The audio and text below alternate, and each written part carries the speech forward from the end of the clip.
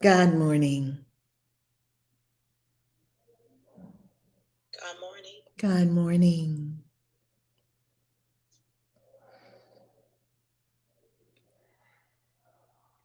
As always, we begin with a deep breath and acknowledgement of Source,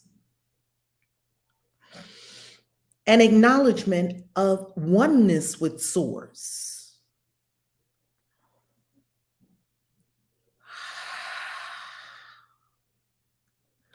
Collapsing, as Rupert Spira speaks of, collapsing the distance between you and God, collapsing it. There is no distance. There's no you when talking to God. There's simply the recognition you are one with Source. Source has come into this third dimensional plane as you. No separation. Breathe and breath is prayer. Every thought is a prayer. Prayer. Feelings are the prayer. Breathe and align.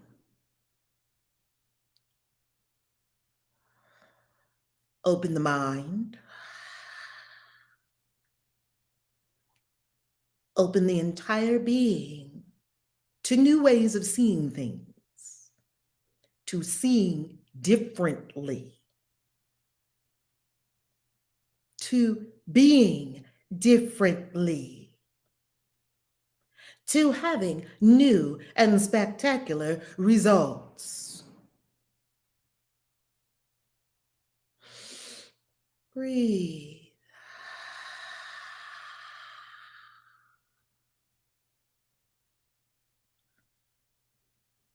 Breathing, we become aware of a great golden ball of light over our heads. This great golden ball of light is far bigger than your head, bigger than a beach ball. It is a huge golden ball of light above your head. This is pure divine energy in golden ball form that you can tap into at any time. This great golden ball. Conjure it anytime you like. Breathe and acknowledge, bless, appreciate, see, feel, experience this great ball of light, pure divine energy, golden, sparkling, huge above your head. Get it clearly in your imagination. Have it crystal clear. This golden ball of light, far bigger than your head, far bigger than a beach ball, a huge golden ball of light above your head. And when you have it clearly, draw by your intention and permission this golden ball of light down to encompass your head, neck, shoulders. Feel your head, neck, shoulders change with this great ball of golden light, pure divine energy, clearing your mind, clearing guilt, clearing unworthiness, clearing fear, clearing shame, clearing all that we hold in consciousness that is not love or children of love. Feel the throat chakra clear. Feel the neck, shoulders clear, flexible, happy, align, and allow, intend, draw this great golden ball of light downward to encompass your belly, arms, lap, hands, groin, tops of the thighs. This great golden ball of light that extends far beyond your body is indeed correcting, aligning, up leveling, perfecting all concerning you, all 7 layers of your energetic body surrounding your physical body. Draw the golden ball of light down now to encompass your knees, shins, feet. Golden ball of light completely encompassing the entire body from head to where the feet touch the earth. The golden ball of light extends far beyond the physical body. This golden ball of light is pure divine energy that you may use at will. As the great magician Aleister Crowley said, that magic is change in conformity with the will. What is the will? The divine unction, destiny, where source and you are one and want the exact same thing. What you want for you, God wants for you. Realize this. And now we channel this pure divine energy into any area of your life's affairs that require uplifting. We'll address 3.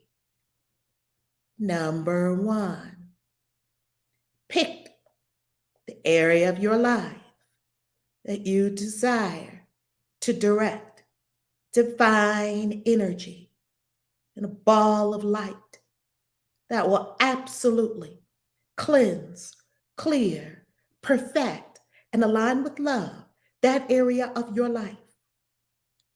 Pick the first one now. Hold it in mind. And now, energetically, take your hands before you. In your imagination, physical hands still clear. You are working your imagination. Physical hands stay still in your lap. This is done in your imagination, making you a better and better and better magician, a practicer of the magical arts and sciences. All of this is done in the imagination, where magic is wrought. Now, in the imagination, take your hands and carve out of this golden ball of light that is completely encompassing you. Carve out a ball. Swirl the ball in your hands. Look at the area of life that you have determined requires, could benefit from up-leveling, aligning with perfect love. And when you are ready, you are going to hurl this golden ball of light at that area of your life and see that area of your life completely drenched with love. 1, get your ball ready. 2, aim your ball, see where you're aiming it clearly. 3, hurl the golden ball. Yes. See it hit the target. See it splash all over this aspect of your life. See it cover it with radiating golden light. See it aligning with love. See it changing. See it perfecting. See your magic working. This is all done in your imagination. Just in case you may not have wands or crystals available, You know that you are the magic and you can do magic at any time. Smile, give appreciation, nod your head that the magic worked. You see this area of your life completely drenched, infused with the same golden ball of light you are infused with, surrounded by, lifted by. You have lifted that area of your life by your intention, by your will. Smile and appreciate, which means that you are causing it to go up in value. This area of your life is now perfected. Wash your mind of anything that it was before. See it only holy and perfected with divine love. Remember nothing from the past. That is the true meaning of Christ's words, go and sin no more. Your sins have been forgiven you. Let it all go. Sin is self-inflicted nonsense. Let it all go. And we move to the second area of our lives. See that area of your life that you desire to expand, you desire to grow it, you desire to align it, to correct it, to call it into its perfection. This area of your life, see it clearly. See what it looks like. See it standing before you. And now look at it and know that you, with your witchy self, your magical self, you are about to transform this area of your life, up level it. Now, in your imagination, carve out with your imaginary hands a golden ball of light. From the endless golden ball you are soaked in, surrounded by. Carve out this golden ball of light any size you want. Make it the size that works for the area of your life you're addressing. Carve out this ball. Carve it out. Carve it out. Swirl it around in your hands. See this energetic ball. Be happy. You're working magic. Swirl the ball around. Swirl it around. Swirl it around. Set your intention. See this area of your life. See what you want it to be. Imagine. And on 3, we hurl. 1, take your stance. Position your ball. Get ready. Gaze lovingly at this area of your life. This is a game, a magic game where you up level your life. You can do this anytime. 2, swirl your ball. Get ready. And remember on 3, we hurl the ball. See it splash against this area of your life. 3, hurl the ball. Whoo! See that area of your life splashing, golden light all over it, infusing golden light. See the golden light cascading all over this area of your life. See it perfecting. See it as you would have it be, and even better. See your desires coming to fruition before your very eyes. See that this is a dream come true for this area of your life to have been up-leveled, corrected, divinely perfected according to the will, the divine will. Give appreciation. Bless this area of your life.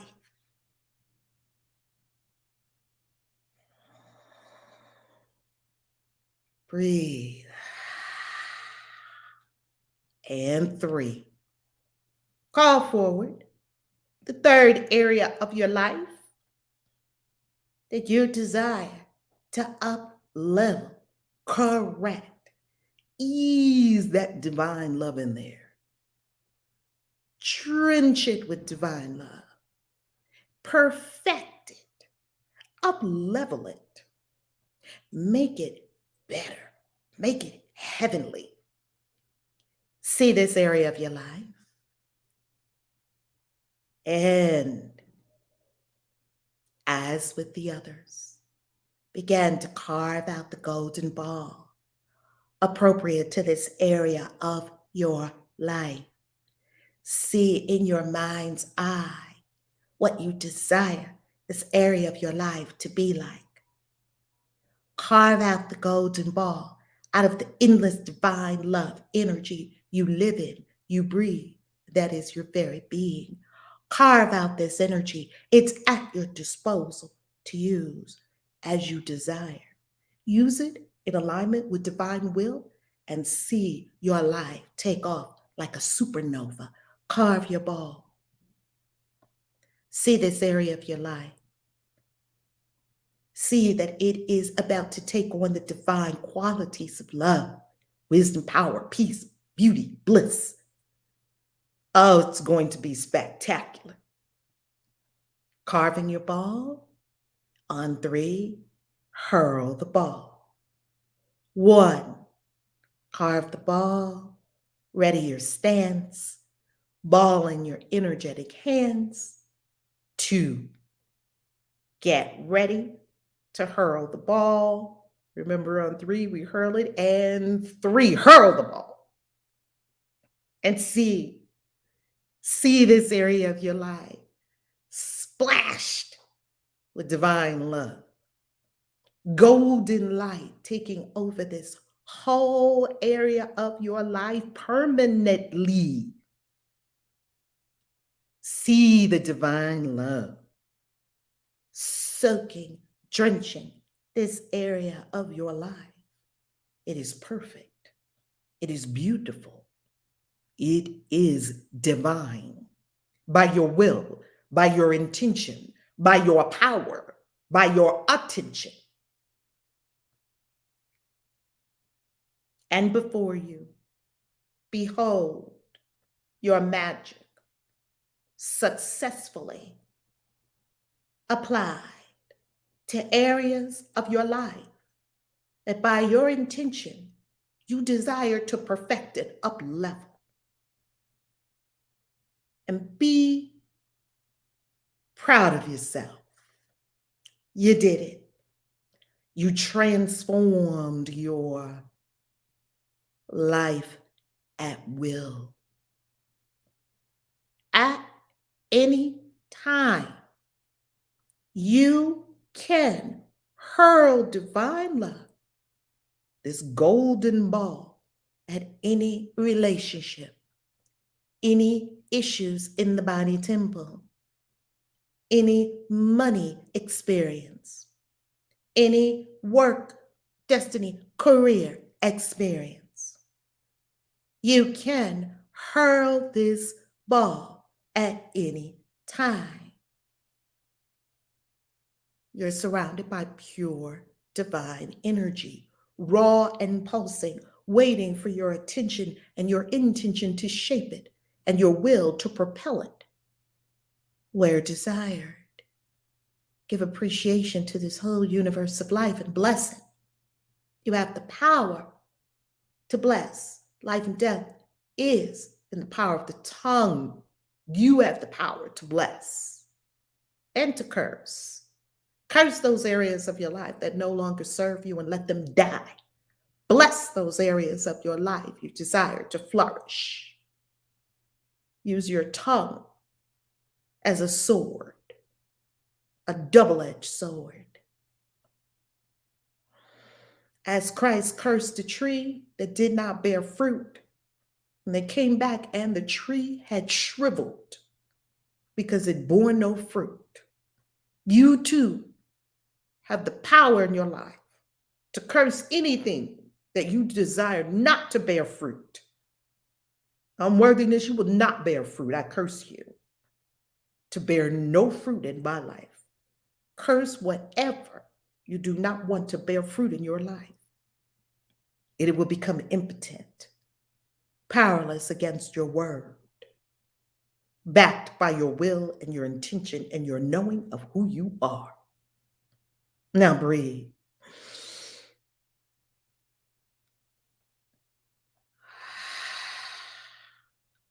We breathe and we come into alignment. We touch and agree that now we will engage A Course in Miracles. Our next lesson, lesson 29. Slowly we open our eyes.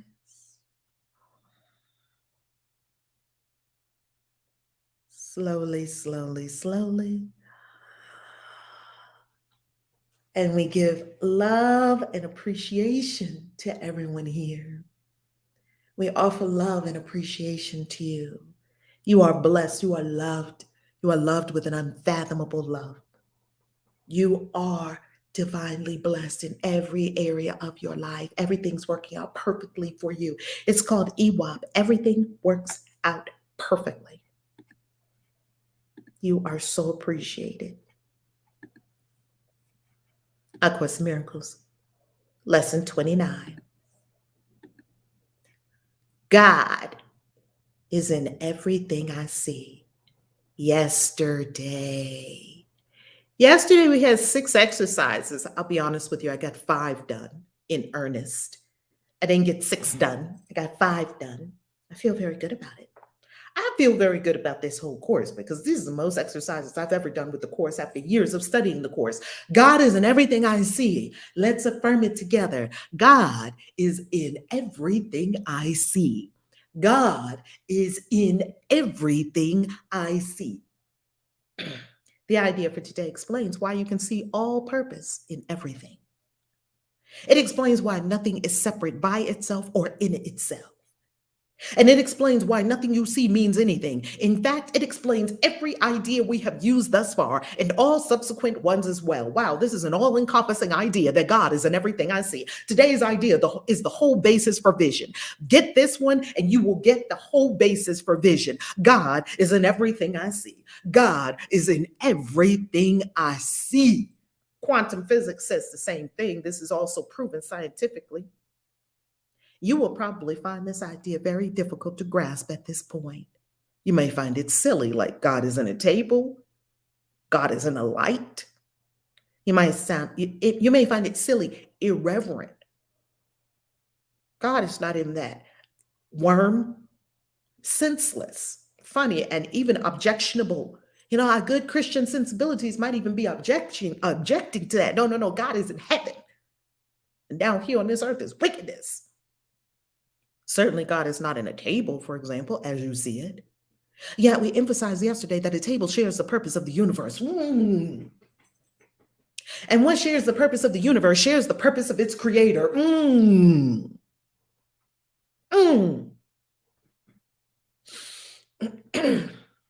Try then today to begin to learn how to look on all things with love, appreciation, and open-mindedness.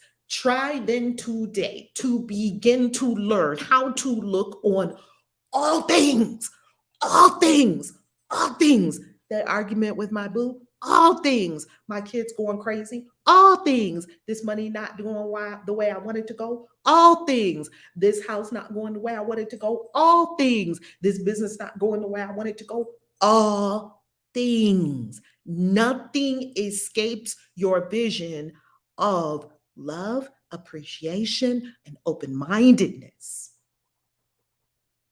Learn how to look on all things. War, all things. See, the C word that we had the experience in 2020 and 2021 that I shall not name.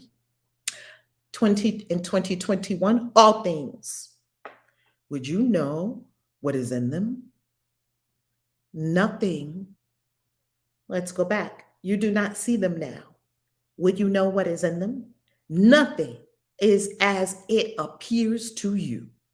Nothing is as it appears to you. Everything shares the purpose of the universe, which means the purpose of the creator.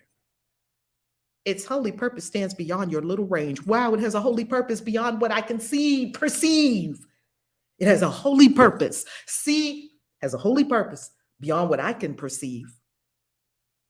When vision has shown you the holiness that lights up the world. Why was Christ able to save people, heal people?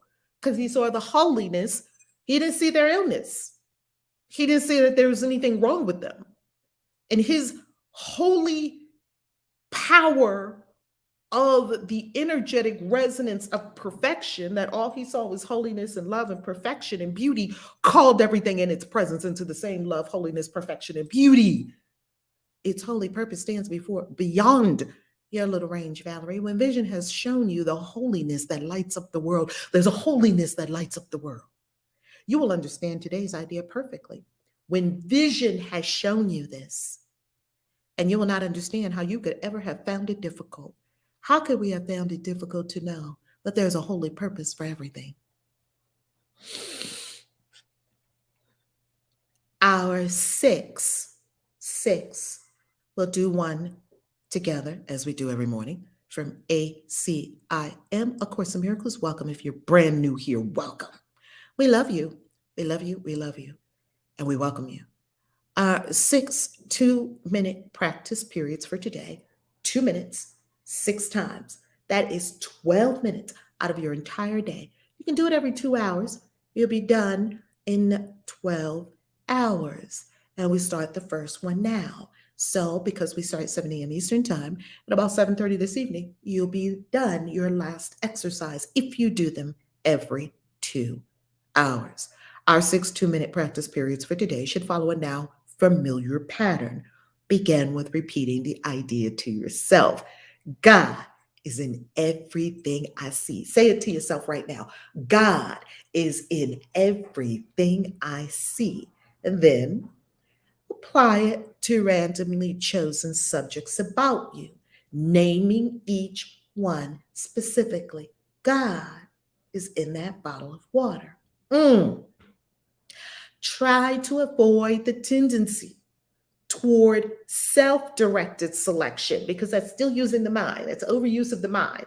Just go with whatever your eyes land on. You don't need your mind or thinking for any of these exercises. So in essence, we could say that you're going to have 6 2-minute meditations in addition to the meditation we did this morning while you're a spiritual gangster, because you have 7 meditations today. Wow. Mind training. Remember, this is a 365 mind training curriculum.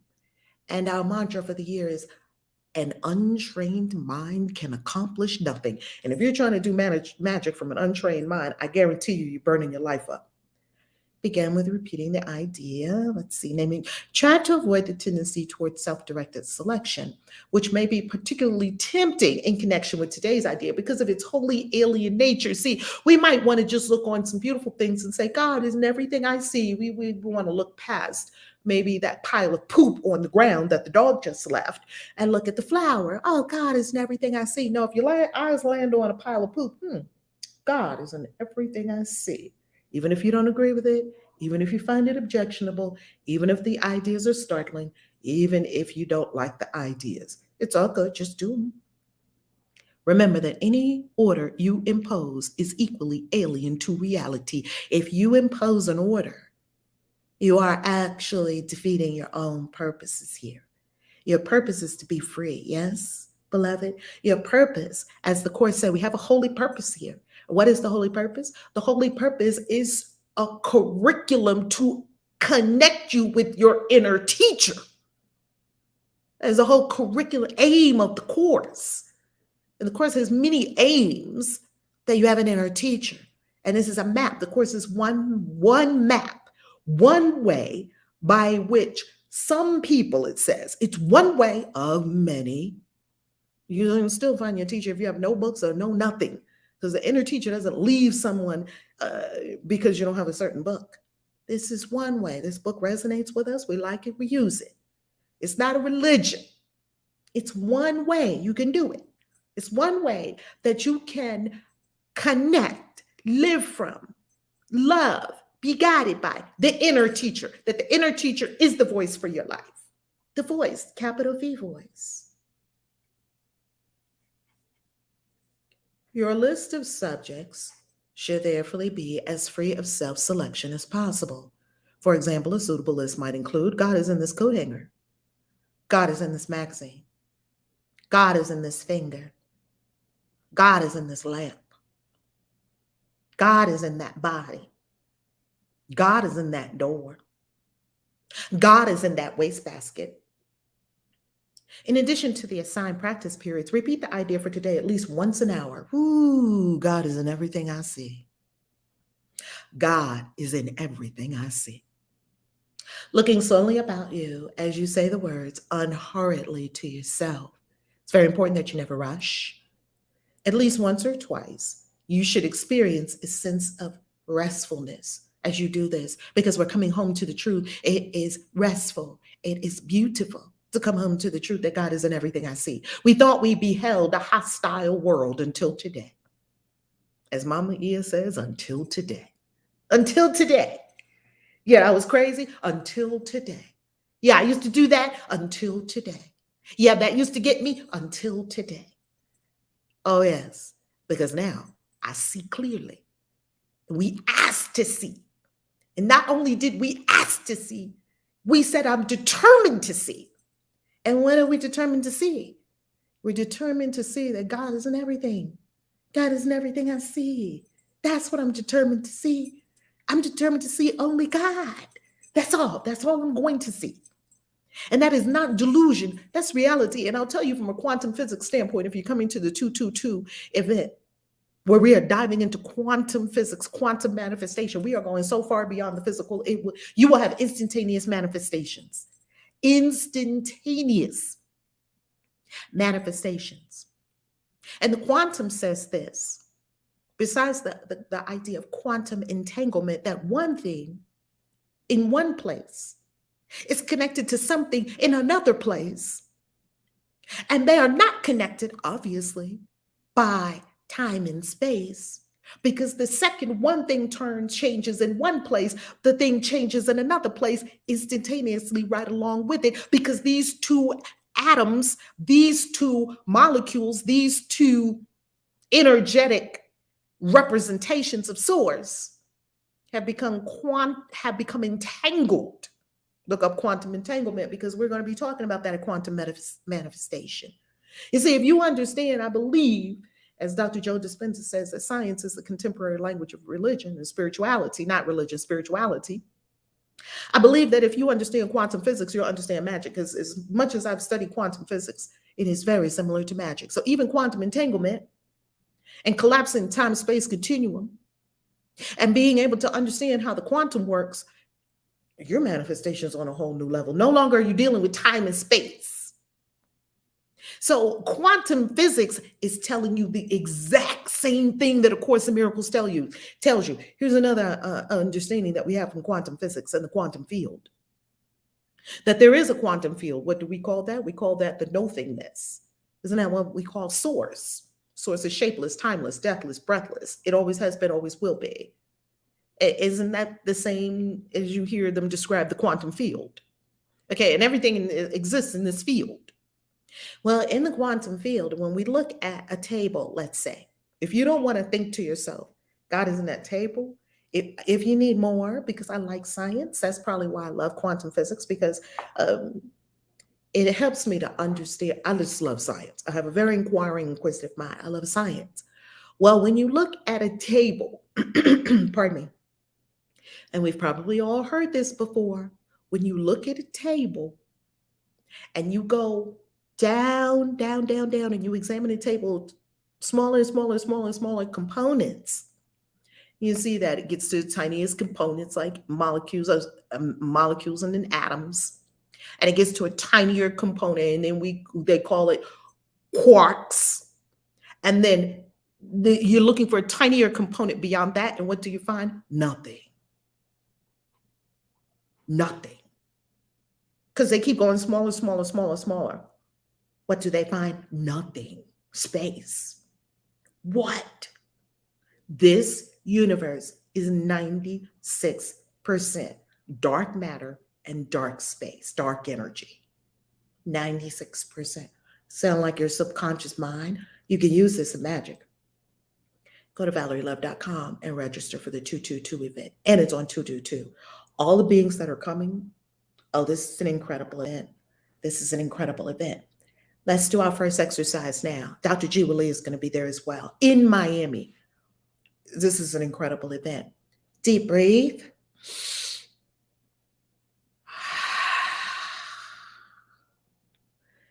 Now we do our first exercise. First, you state the idea for the day. God is in everything I see. Now, look about yourself unhurriedly and begin to see God in everything you see for 2 minutes. Begin. God is in that light.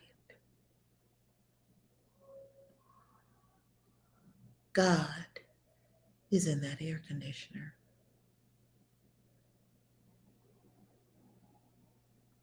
God is in that picture frame.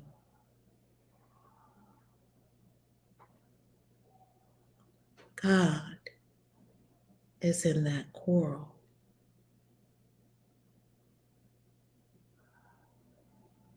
God is in that sofa.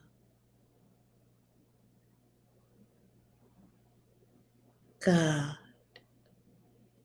is in that chair.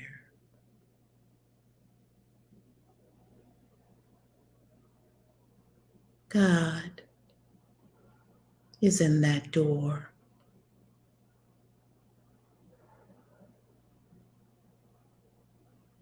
God is in that light.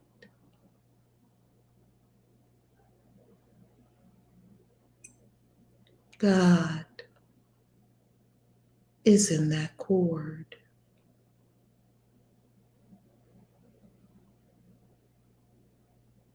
God is in that wall.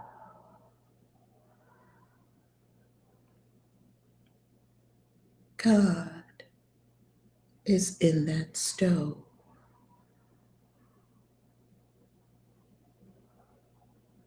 God is in that floor. God is in this table. God is in these curtains.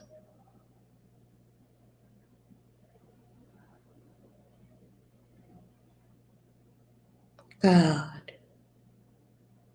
is in this arm.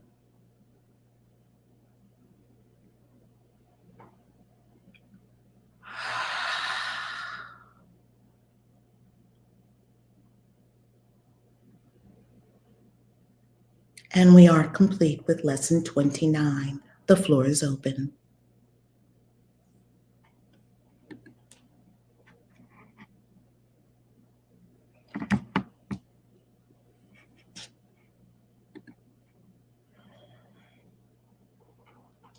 Good morning, Rev. Good morning, everyone. Good morning, Queen Hadassah. How you loving? I'm loving wonderfully.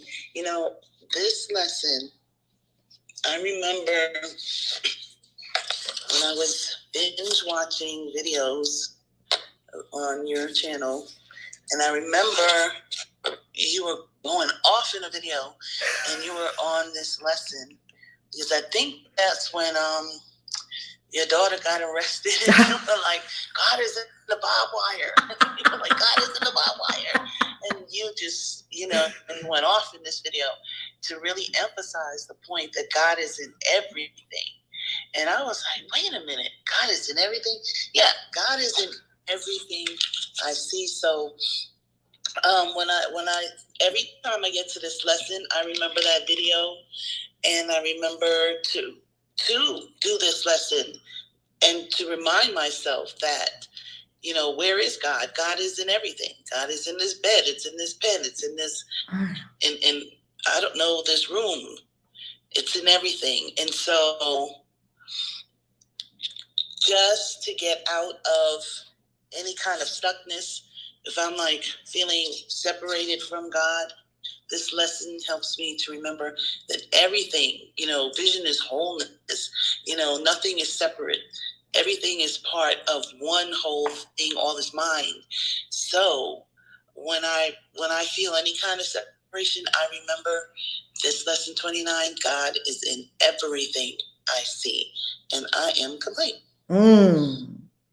Did you experience a sense of oneness, that everything was one, that you could somehow peer through to the underlying fabric of the universe? Did anyone experience that? Mm-hmm. Well, this is what I wanted to experience, because I didn't want to feel so outside of everything, which is what I felt. And at the time, I felt that God was outside of me and everything divine was outside of me, and I had to do something to achieve it, not knowing all along that God is in everything I see, even me. So yeah, this lesson definitely brought peace for me.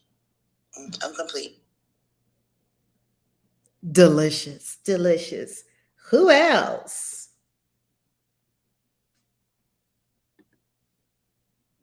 Who else? Woo! Super chat! Money in the vortex! Money in the vortex! I gotta acknowledge money in the vortex! Woo-hoo! Danielle said that meditation, Reverend Val, that meditation was everything, and it gets better each day. Thank you. Danielle, guess where I get all my meditations from? I shut my mind off and let spirit speak through my mouth. They just be coming.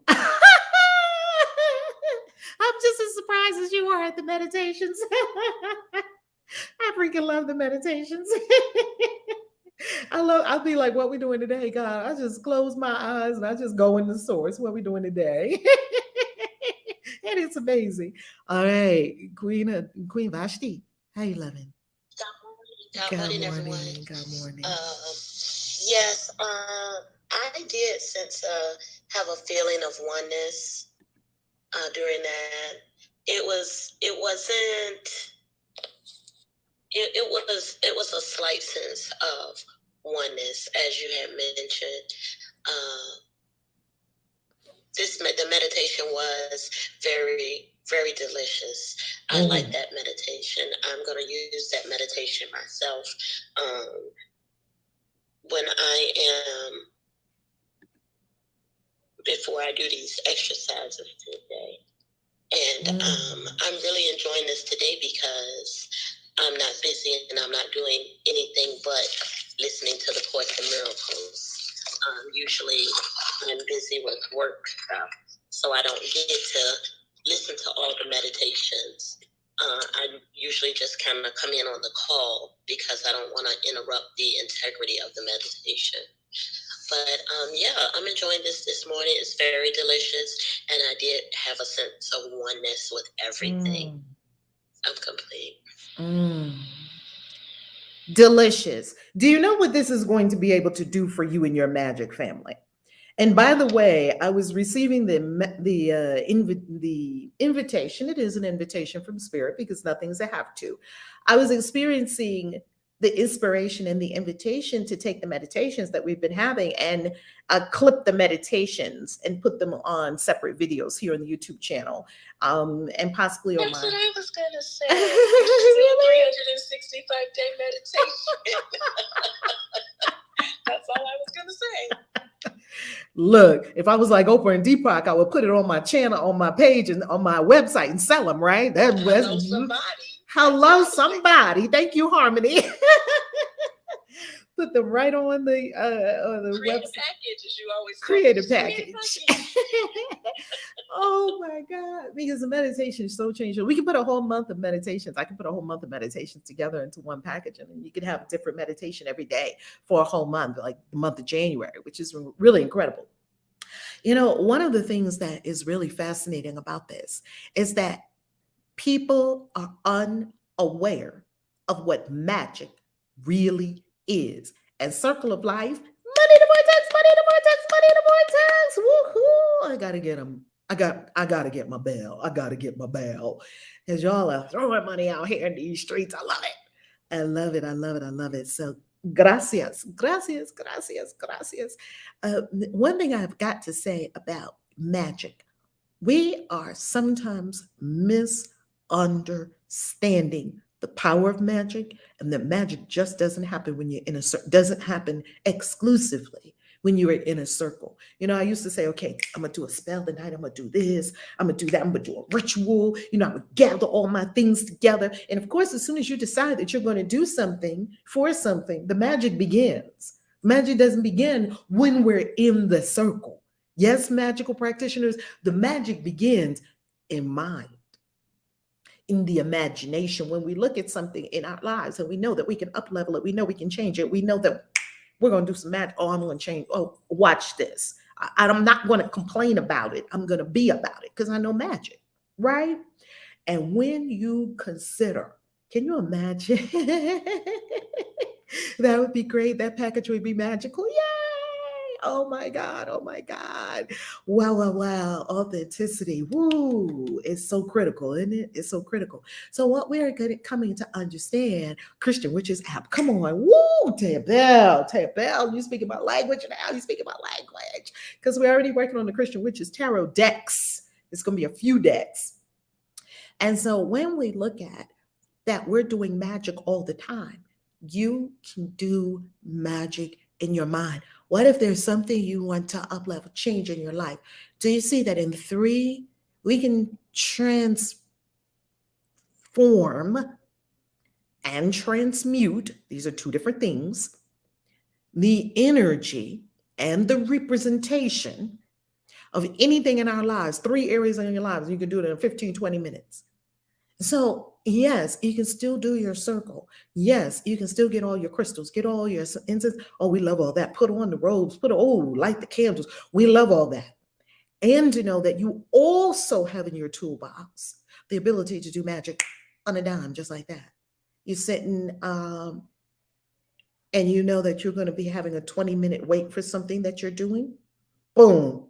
You can just close your eyes and go within and do your ball hurling. You can do it right then and there. Come on. Woo, Barbara! Money in the vortex! Money in the vortex! Money in the vortex! Money in the vortex! Money popping today. Is today Money Monday? No, it's popping today. Okay, it's popping. It's popping. It's popping. Oh, billionfold return to you, all of our super chatters. You're freaking loved. You're loved. You appreciate it. You're loved. You're loved. You're loved.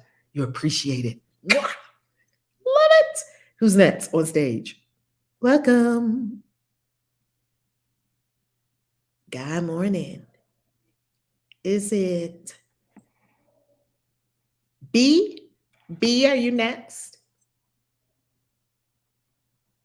Because you're muted. If you're speaking, you're muted. I'm next. I'm just fighting with my throat chakra. Okay. Well, love to your throat chakra. Thank you.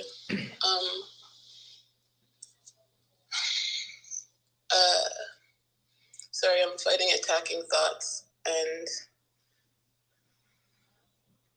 yes, so this spoke to me greatly. And I came up because I wanted to own it. But now that I'm here, I'm fighting it. So I'm just going to be silent. Thank you though for help. Yes. What did you want to own, beloved? What did you want to own?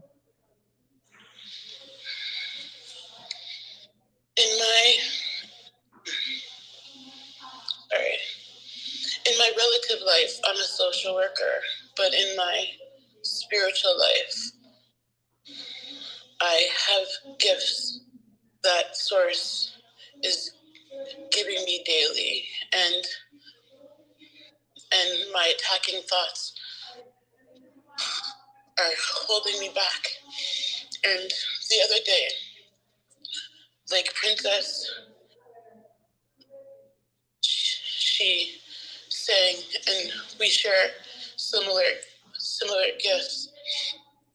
And I was gonna stand up that day, but then I said, no, this is her day to shine, and let her shine. And then today, when we did this, I was like, this is a day that you own your stuff. This is a day that you fight your fears, and you stop listening to people that say that because you chant in words that aren't words, that doesn't make it real. And you stop worrying about, because the replays are on and people can listen to you, that somehow makes this something bigger. Because this isn't about anybody else. This is your reality. This is you fighting you. This is you being afraid of being you. This is about you not wanting to be seen, or you feeling like you're not valid, or you worrying about your worth not being established. So if you would give me a moment of all of your all time, I would like to be authentic, if I could. Well, absolutely.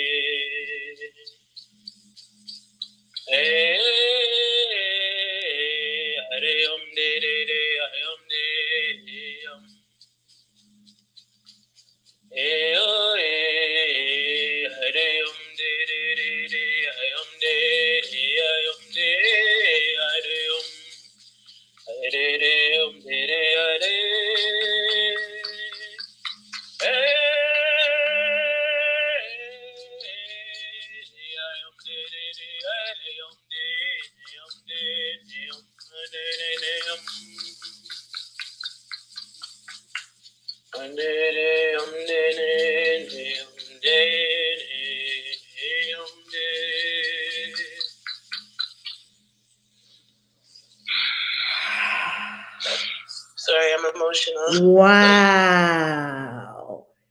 Wow. Wow. Thank you for letting me share. What is do you have rattles as well? What is the sound in the background? Yeah, I have 2 energy shakers. My mother is Ojibwe, and my father from the Bahamas, so I have one representing both sides of me. I straight went into the Native American when you started. The First Nations, the Aboriginal people of the Northern Hemisphere, of the Northern, they call it America now. I straight went into that. I was like, that sounds like an old chief from a power. There's a lot of power in that bloodline. So he's Ojibwe, your ancestry. Yeah, my grandmother's side is Ojibwe. Unfortunately, I don't have connection due to circumstances of her. Oh, you got the energetic connection completely. The energetic connection is completely intact. Yes, that's what happened. I got a download of gifts, and one day I just started chanting out of nowhere. I bet you're speaking their language. It's just not a language that we understand. It's how do we know it's not a language?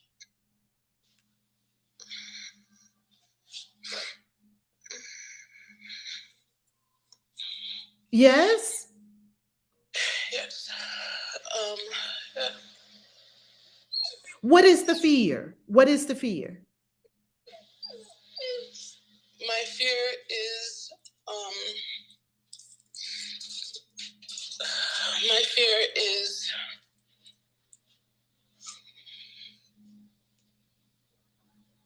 of I think my fear is one, being seen. My fear is being judged unworthy by ultimately myself. I'm not sure fully what my fears are. They're all irrational. They're all cognitive distortions that I fight with myself over, because I'm just incongruent. I have these desires to heal, to help, to do these things, and then I get in my own way. I get in my own way. Well, don't That's we why- all be? I mean, we all, that's why we're here. We're doing the Right. work so that we don't do that. Right, and that's why I put my hand up and then wanted to put it down, and then wanted to put it up, and then wanted to put it down. I'm so happy that you raised your hand and you came to stage, that the divine unction brought you to stage to bless us with your song this morning, because now you blessed us with the energy and the magic of the Ojibwe. And this is a powerful tribe in North America, yes? It is, but the thing is that I don't even have connection with them, though, and that's the thing. So I You can't do say have that connection, though. Can you acknowledge the energetic connection? It's a Yeah. stream. I see it in dimensions beyond. It's a current of energy that is completely unbroken. It's channeling straight through you right here, right now. Yes, this is true, and this is my desires to reconnect. I feel like this is my Boo. You're already connected. You don't have to reconnect anything. What you're seeking is to know it in your mind, in your conscious Yes. mind, what it was, who they were, how it worked, and what in your search for what is the conscious mind understanding of it, because maybe you're in an experience like I was in, where cognitive understanding of things is important. Yet there will be many things in magic and that have no explanation whatsoever that will satisfy the conscious mind, that your search for it to be recognized in the conscious mind is causing you to not give full acknowledgement and awareness to the unbroken stream of energy that you are currently carrying. I resonate with that. I understand. Don't try to figure it out at all. Go with it. Go with it. Go with it. These are my struggles right here. Don't try to figure it out. Don't try to do this. I constantly am trying to figure, and my soul keeps saying, just be. Literally, that's my mantra. That's why my name is B, because that's not my government. It's literally my mantra. It's like, just be. Just be. I want you to come to one of our events, and I want you to share that powerful, incredible gift. This is an incredible gift. This is an incredible gift. Captain of a starship. I'm going to give attention to Captain of a starship this morning. Captain of a starship. You know, we get a lot of people in the Christian witches community. They come and spout random scriptures, and they don't know that the scriptures that they're spouting from the Bible may not be exactly what God said. So, Captain of a starship, I'm going to give you two choices, and you can let me know in the chat. Either you want to come here and learn and bring something intelligent to the conversation, or you're about to get blocked. It's your choice. It's completely up to you, because you're messing with a spiritual gangster right here. We about saving souls. We're not about foolishness. So if you want to just quote random scriptures that you heard in church, you know, like a lot of Christians do. I mean, we done heard it all. Thou shalt not suffer a witch to live. Don't go to the necromancer. Like the Christians, they say, you could. I'm gonna have a book that has the 5 things Christians say, because they say the same. I'm not laughing at anybody. I'm laughing at the phenomena that Christians are. Pardon me for a minute. I'm having a moment with Captain of a Starship because Christians always say the same damn thing. There's never any thought process behind it. There's never any critical thinking skills applied to what you're saying. They just come in and start quoting random scriptures.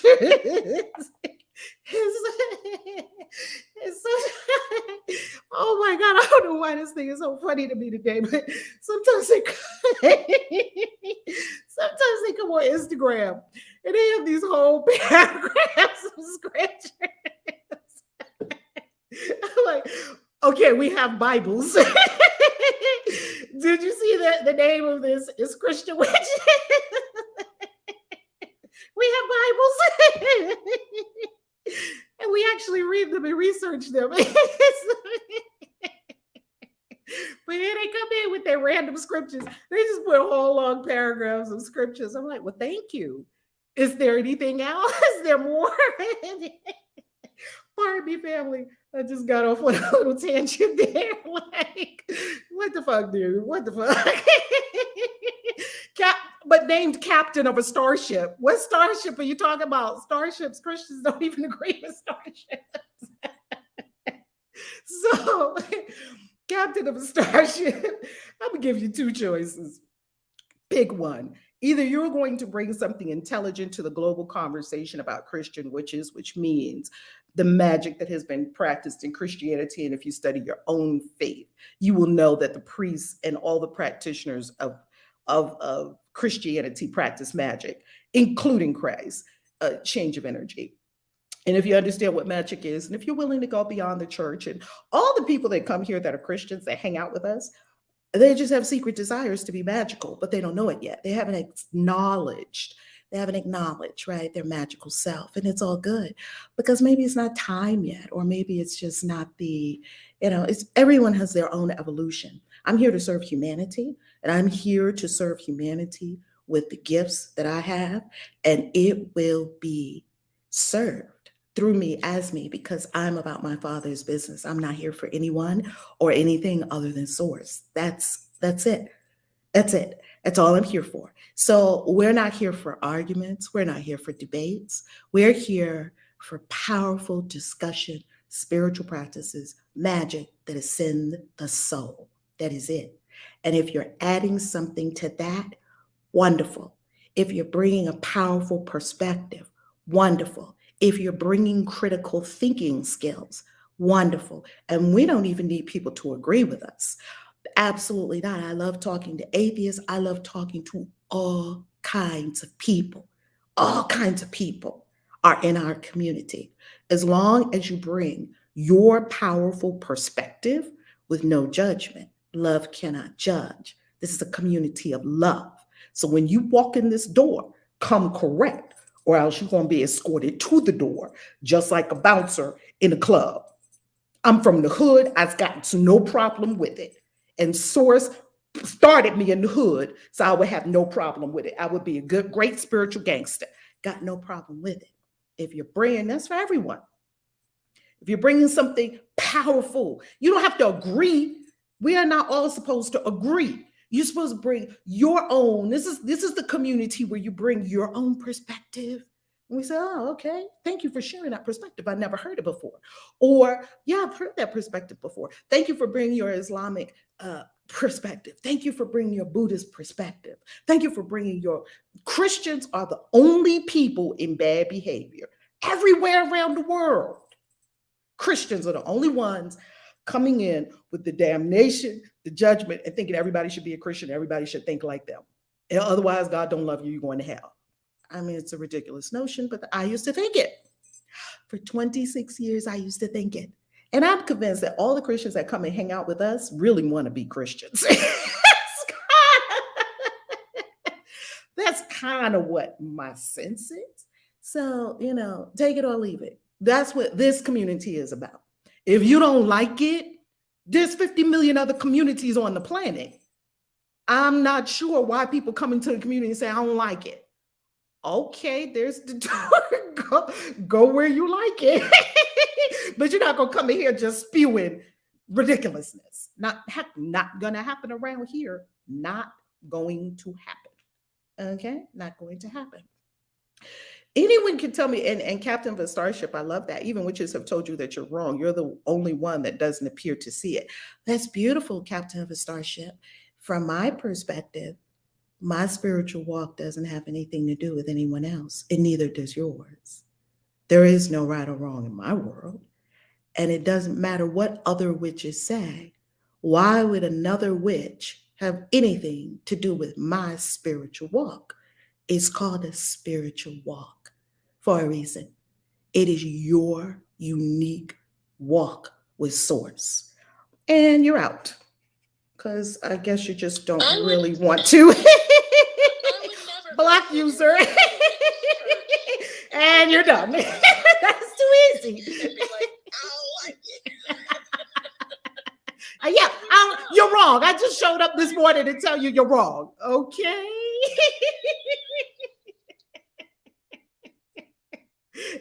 Okay, bye.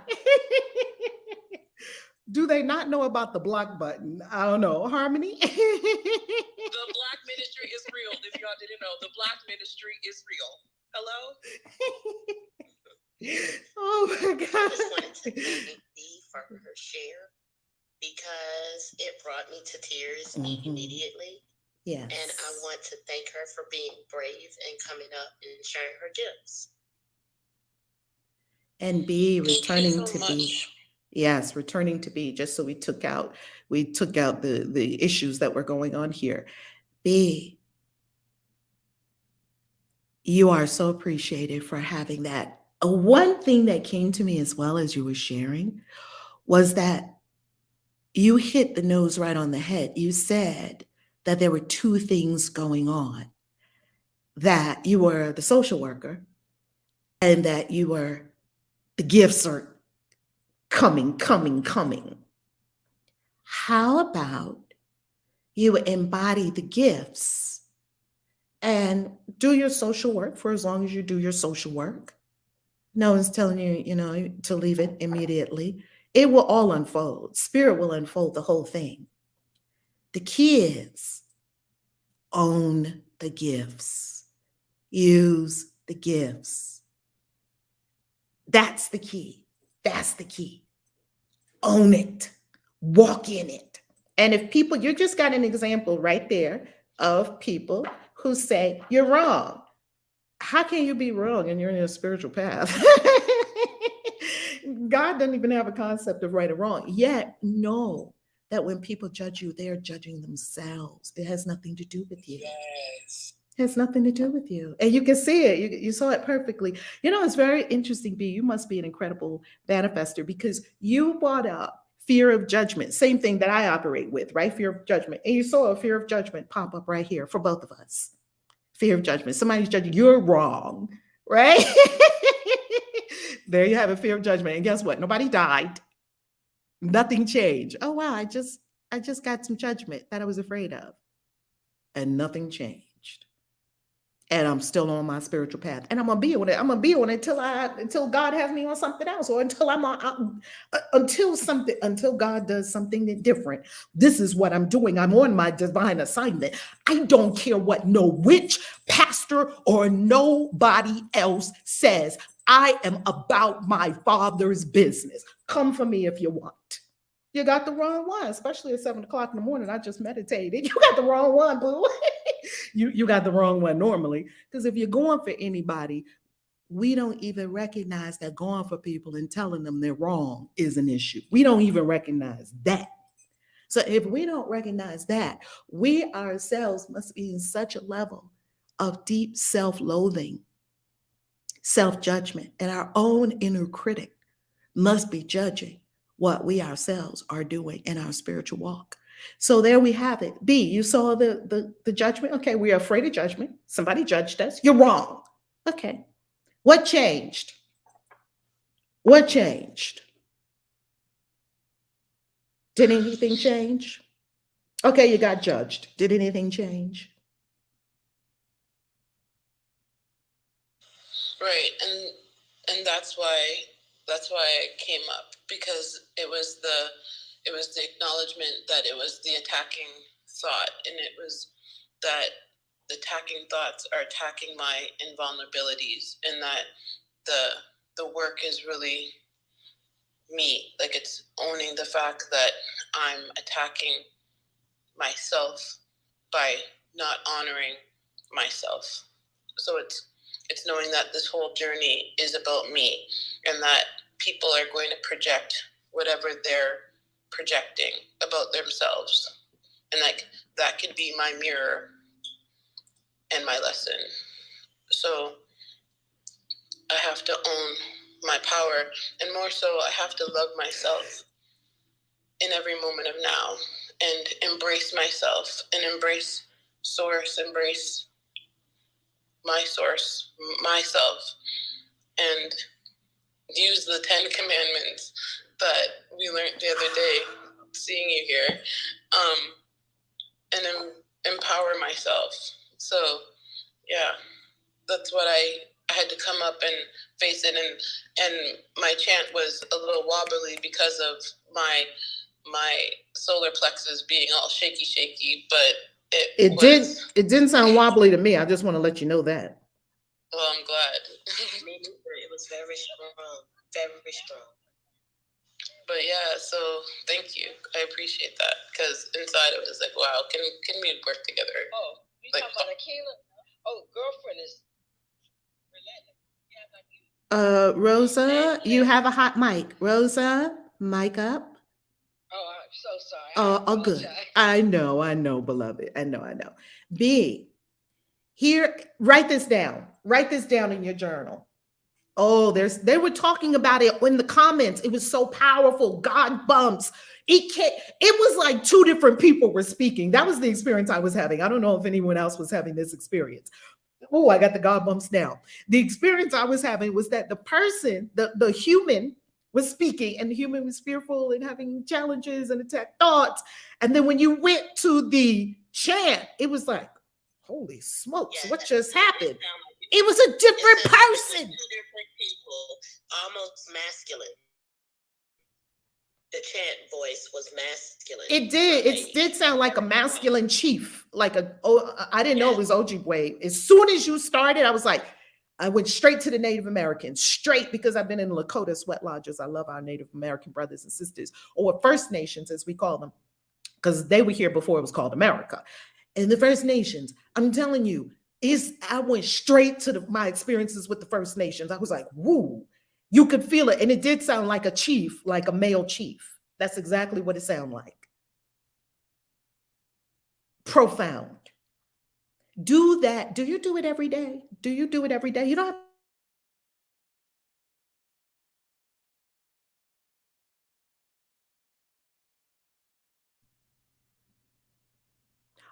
what are you deciding to do now that you came up here on stage? Everybody on stage, give it up for B, because that is like incredible, freaking incredible. It was amazing. I'm like, what happened?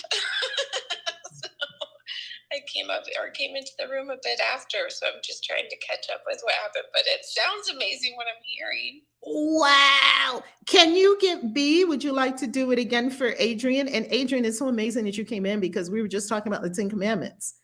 B was just saying that. She was saying, I was just going to follow the 10 Commandments that I heard the other day here in this space. Incredible. B, you want to give another? Did you hear B, Adrian, earlier? No, I came in and I heard you speaking of judgment. Oh, and okay. then I actually was, it's like, oh, I have a tool that I use for it, but then all of a sudden I kind of moved into this sound that she made. My goodness. Oh my goodness. Okay, B, can we ask you to share with us again? Okay, but each time it's organic, so oh yeah, okay. We're completely open.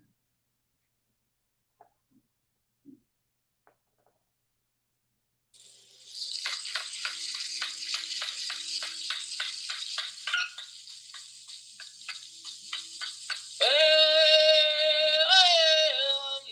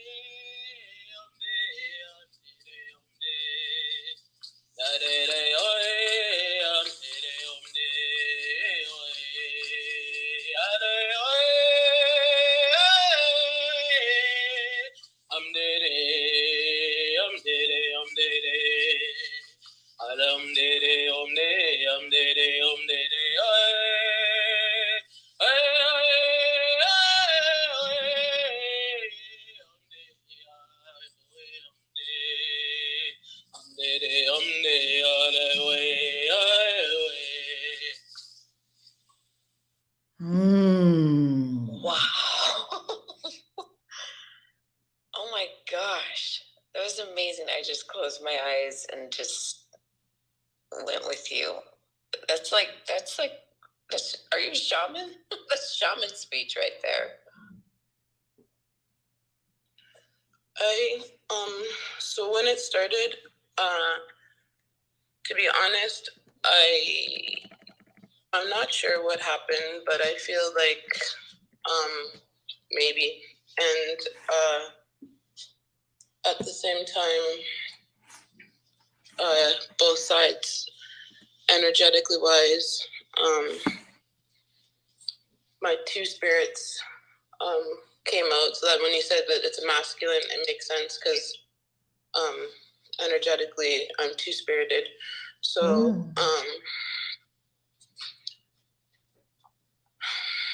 and energetic wise, I do energetic healing with it. So I began with energetically healing my own chakras with it. So I don't know how to explain it, but like with the sound, I can heal my own energy with it,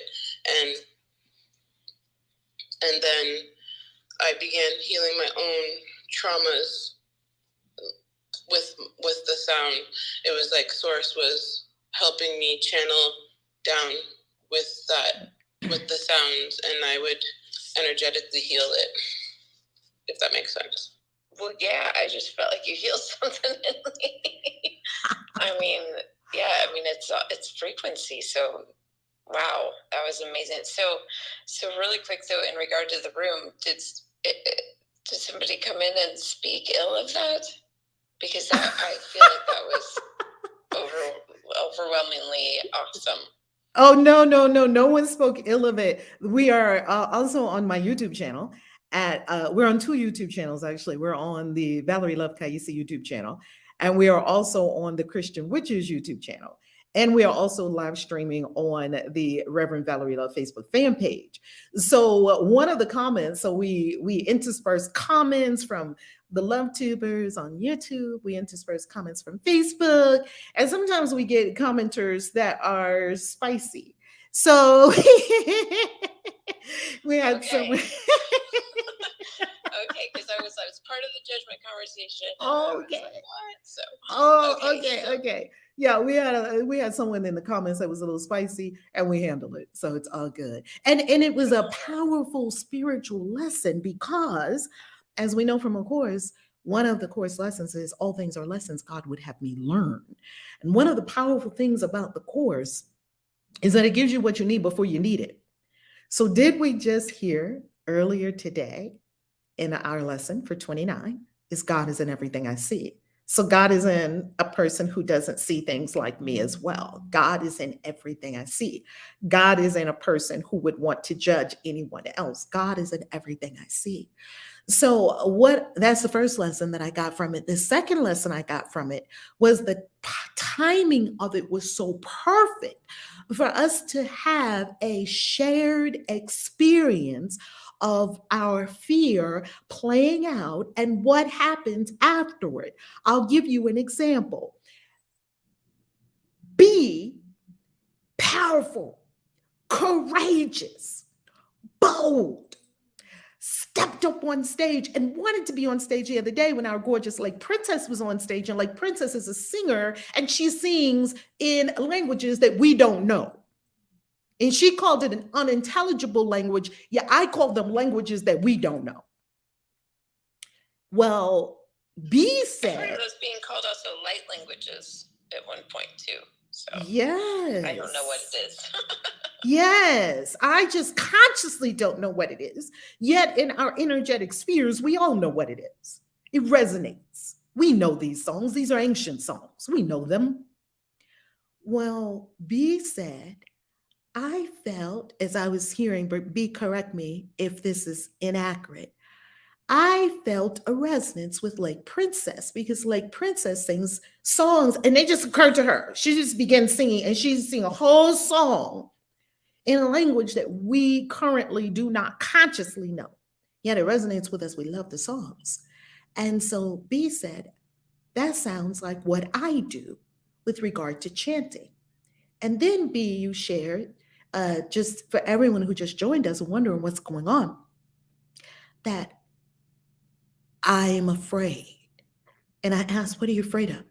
I am afraid of the judgments of others, which is really my own judgment. Is that what you said, B? Do I have it right so far? I just want to fact check myself. Yes. Okay. As soon, yeah. Okay, caught up. Profound. And then family, look at this as a lesson for all of us present, if it resonates for you. At the same time, someone was in the chat saying, I'm wrong, right? You're wrong. Christian witches. Okay, well, I've heard that before. No, not a big deal. No big deal. Okay, you're entitled to say that. And I agree that you're entitled to say that. And other witches have told you you're wrong too.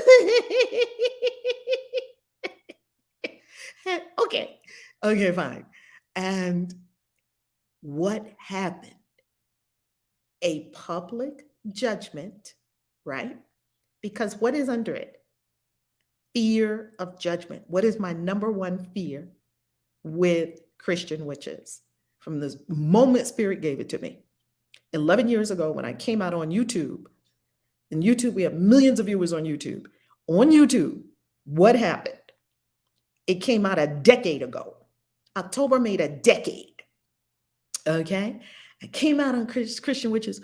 Hundreds. If you read that, if you look at that, just Google, just search on YouTube or any search engine, how I became a Christian witch. The video will come up. Watch the video. That video was October 22nd, 2011. October of 2021 made a decade. And in that time, what has been my biggest fear in writing all the Christian Witches books and having the Christian Witches Convention and tickets selling out for the next Christian Witches Convention, Memorial Day weekend in New Orleans? If you didn't get your tickets, tap that little link at the top of the room, and you will see at christianwitches.com that the tickets are selling like this, like hotcakes, to the Christian Witches Convention Memorial Day weekend in New Orleans, because right now, for a very short time, the tickets are pay what you like, over $50. It could be $51, it could be $1,000, whatever you like, because that introductory offer is going to end. Hop in there now. Now, what has been the biggest fear in all that time? They circle around a common theme: fear of judgment, fear of not being liked, wanting to be accepted, wanting to be in air quotes, wanting to be loved, wanting to be liked, approved of, the whole idea. What is it circle around? Abandonment. It's an abandonment story, because my soul came in to heal, disintegrate the idea of abandonment. You know how Kabbalah says when you're in heaven, you pick your issue off like a conveyor belt. Well, I picked abandonment. So what happened? I asked for my father to leave right away. As soon as he found out, I actually remember in one of the meditations, I went into a deep meditation of my mother and father speaking, and I was in the womb. I was probably about 3 or 4 months 3-4 months in gestation, and I heard my mother and father talking about me, and he told her not to have me, and she said, "Oh, I'm having this baby," because she was in I'll Show You with her mother how to raise a child. Anyway, what has been the biggest fear? With the fear, follow along, family, with us. We're going somewhere, step by step. Look at the fears. The abandonment fear, the abandonment is a hub in a wheel, and our fears have spokes. One spoke is, oh my God, people are going to leave me if they don't like me. Another spoke, oh my God, people are going to judge me. That's not going to be good. Another spoke, oh my God, I'm going to be a pariah. I'm going to be an outcast. People are going to just think that I'm just enough. I'm going to be sidelined, marginalized. Do you see that all of these fears, I've looked at all of these over many years. Do you see that all these fears, first of all, they're nothing. Second of all, we have many spiritual tools over the many years, 16 years that I've been doing this work thus far in this lifetime. And when I was 26 years in the cult, I was 26 years a minister. So I guess you could say, I don't know, 40, 50 years I've been doing this, helping people. These fears are not real. Do we remember the other day, A Course in Miracles? What did we hear from A Course in Miracles the other day about these fears? What was the statement from A Course in Miracles? Who remembers that statement? What was the statement? It's an attack thought.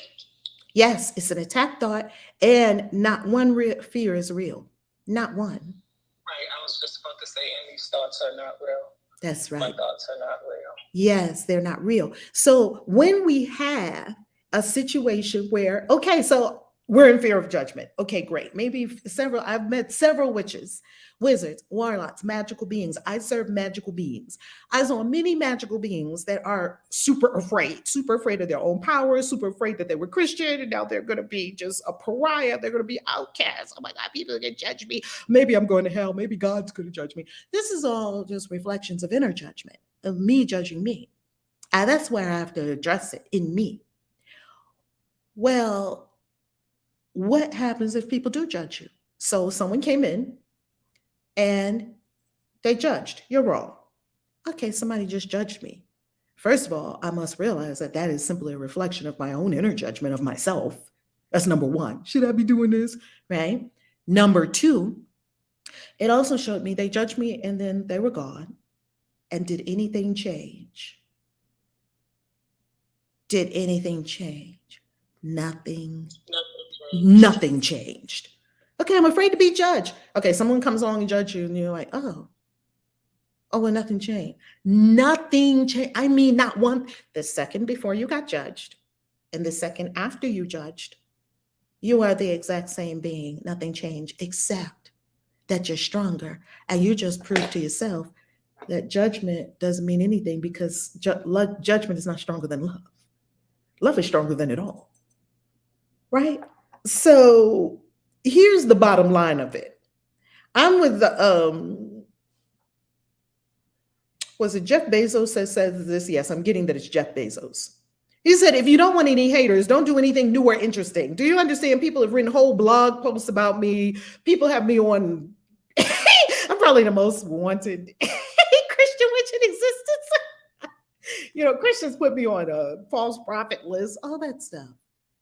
Jeff Bezos said, if you don't want any haters, don't do anything new or interesting.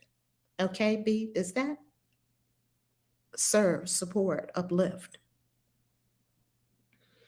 The whole thing served, supported, and uplifted me, and I appreciate everyone and every one of you. Thank you again for sharing. One of the things I do in regard to all that, B, just while you're here before, say your name again, Kaisi? Kaisi, also known as Reverend Valerie Love. Yes, either way, Kaisi is my sacred name from Mother Ayahuasca, our experiences in Peru with Mother Ayahuasca, and yes. Reverend Valerie Love, either way. Okay, good. All right, I just want to know. is a simple question I ask myself, right? When I find myself in the middle of judgment, is to just stop and simply say, is this working? Because ultimately that's what our judgment is really trying to figure out, right? Like if it's not working, then our judgment is like, this is bad or wrong, so stop. And if it is working, then our judgment sometimes is like, this is freaking fantastic. So go. And so whenever I feel like that tension in my body, then or when I feel that kind of shaming self start to arise, then I just say, okay, well, if this is happening, then something must not be working. So now it's my job to figure out what it is. Then it kind of keeps me out of that shame cycle to just simply look at everything as, does this work for my life or does this not? So just a little quick tool I use. Thank you for that, Adrienne. Thank you. And Kristen, you're next. Is Kristen next? I don't know. Mods, who's next? I think it was Mama Rosa, but I think she's not on stage anymore. Oh, Mama Rosa put a message in the chat on YouTube. Okay. She says, I apologize. I'll read to you all what Mama Rosa said. I apologize. I'm at the airport, so I cannot speak, but God is in everything I see. That's right, Mama Rosa. God is in everything I see. That is lesson 29 today. I love it. Mama Rosa is in the airport. Okay, who is next? Kristen is next. Okay, Grand Rising, good morning. Good morning, Kristen. I don't know how to put into words. I'll do my best, just energetically and physically in my body. Something shifted. When you were chanting, and I've never really understood it. At first, I wanted to say thank you, and then two, it just brought back to me and Kaisi, Reverend Val, what you were saying is that sometimes things in spirit aren't going to make sense, and there are certain times when I've always called it speaking in tongues because it's like I grew up in church, but there's things where it's like, I guess I understand it, like I cognitively understand it, and then I also feel it in my body, and just around, even now, it's like I can still hear the chant like ringing in my ear beat, and I just wanted to say thank you. I woke up kind of sore from working out, and then just going through a conference, which I have to log on here soon, but going through a conference, just feeling kind of drained, and like it was something re-energizing when you were doing that. So I just wanted to say thank you. My whole body feels different, and I'm like, I don't know how to explain it, butterflies, but it just feels wonderful. So I just wanted to say thank you again. That was all. I'm complete. I want to say thank Incredible. you to you. Thank you for sharing that with me. Thank you. You filled my heart. So thank you, Kristen. Family, this is a community that will always fan the flames of your brilliance. Nothing's weird. Nothing is weird. All gifts, not only welcome, we want to see them in full blazing glory. Because people who are all lit up love seeing other people all lit up. As Dr. Pillai said, he said, why do I do this work? Dr. Pillai doesn't need money. Dr. Pillai nor Sadhguru. Sadhguru, I watched him the other day, and Sadhguru was like, they asked him, why does he do this? You don't need anything. You have everything. Why do you do this? He said, I guess it's selfish reasons, because I would love to live in a world full of beings that are all loving. Maybe it's selfish reasons. And that was such a beautiful thing. He doesn't have to do it. He would love to live in a world where everyone's all lit up. I would love to live in a world where everyone's all lit up if they want to be. It's beautiful. Lake Princess, please clarify, because I'm reading your message now on YouTube. Go, Lake Princess. Hi, so I can sing in other foreign languages even though I don't completely understand the meaning. I can read the translation, but I used to be really good at memorizing Japanese lyrics in high school because that was all I used to watch, like anime and stuff. And I can sing some French because I come from a Haitian background as well. It's not that I can tap into like the Holy Ghost or something and sing a language that we humans don't know. That wasn't what I was saying the other day. But I will say, as a fun fact, I think I can speak a weird language that is strange. It kind of reminds me of the Avatar language from that movie. But I'm not sure. It was during my previous spiritual awakening that this had occurred. It's like I could speak it when I feel inspired. Like when B started like chanting, it came out again a little, and I was like, oh my gosh, the weird speech that it's not weird. It just reminds me of like old language when I get into that. But as for singing, it has never happened where I sang in a language, like I sang in tongues or anything. When you sing, is it a combination of languages? What is it? Or I yeah. usually just sing either English, sometimes French, or Japanese. What did you share with us the other day? I was singing Japanese. Oh, okay. Okay, beautiful. Yes. Beautiful. Thank you. Yes, thank you for that. Who is next?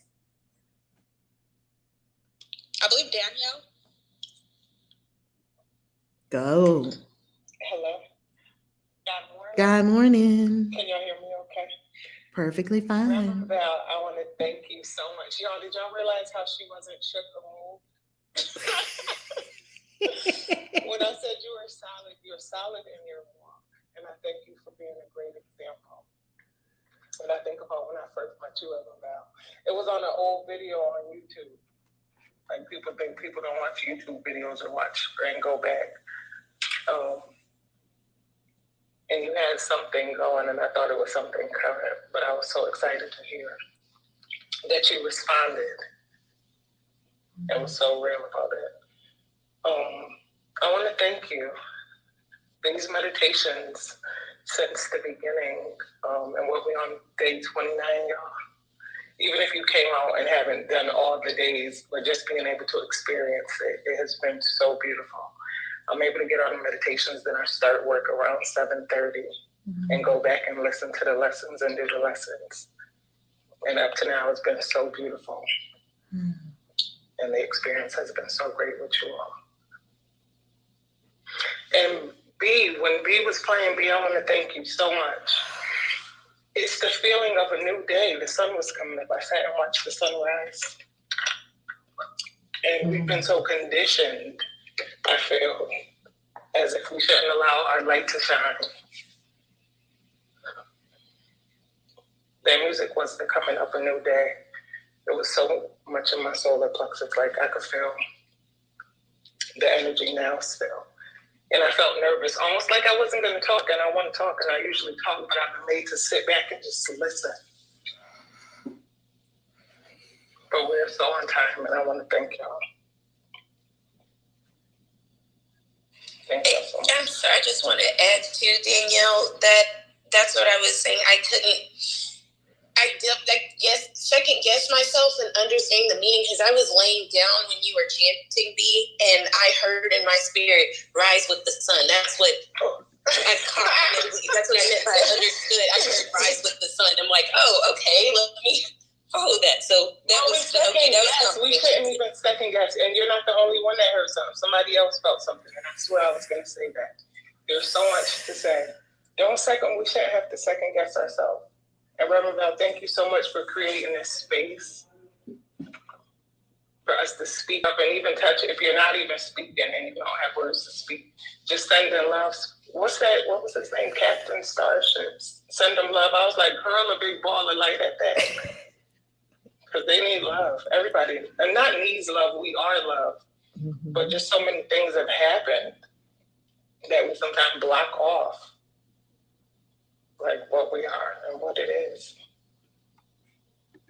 So thank you. I'm complete. You know, there's a message on Facebook from the Circle of Life at B, Healing in Your Chant. And Danielle, I so appreciate your share because we're gaining so much because all of us are together. You know, each of us could be in our own silo, reading A Course in Miracles, right? We could. And saying our own prayers and doing our own meditations. It is Mach 10 hair on fire squared when we do it together in community. Yeah, Danielle? Oh, and I'm going to come to the convention, and I invited people. Like, there really is no excuse. Like, it's like $51 to do anything. We just spend that on anything. And if somebody want a ticket, I'm willing to pay for a couple tickets. I won't be in Miami because I have something to do. And my book came, the manifesto book, Reverend Val. It is so big and so old. If you like workbooks, I love workbooks because I like to actually interact and do things. I love to read also. I got the Galactic Signature, which that just resonates. I know I'm just thinking of everything. These are all the things I'll be wanting to say all week that I don't have a chance to talk and say about because I'll be on meditation. I'm not trying to take up so much time, but I'm excited. This has been great. I wish everybody nothing but love and blessings. We're on time. We're on time. Mm-hmm. Mm-hmm. And I can't wait to see everybody. So peace, love, and blessings. I'm complete. Danielle, thank you for your kind words. They touched my heart. And I just also wanted to say something. Before Christmas, I bought A Course of Miracles in my local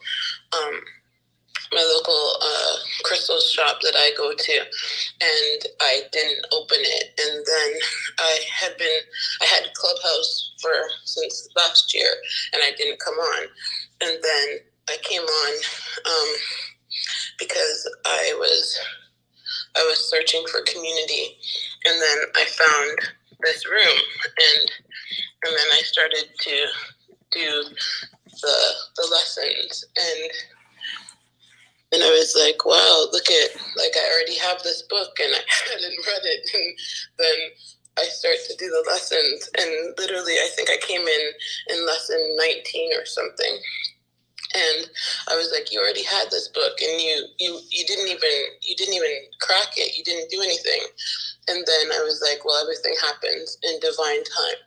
And then I started to just sit and listen in the morning. And with that first lesson, Source started to really talk to me and really connect with me. And the words every morning were really resonating. And I think the first two lessons, it was more, I just listened, and to be honest, I didn't do the work. I didn't do it. I'm gonna be real.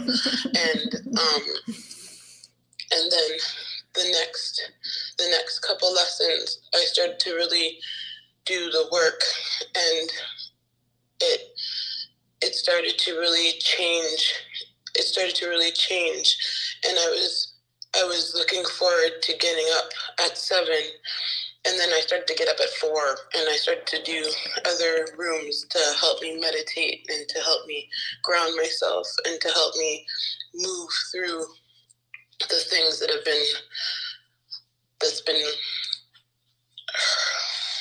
weighing on my mind, I would say, that's getting between spirit and mind, causing the incongruences that are causing the attacking thoughts, I would say.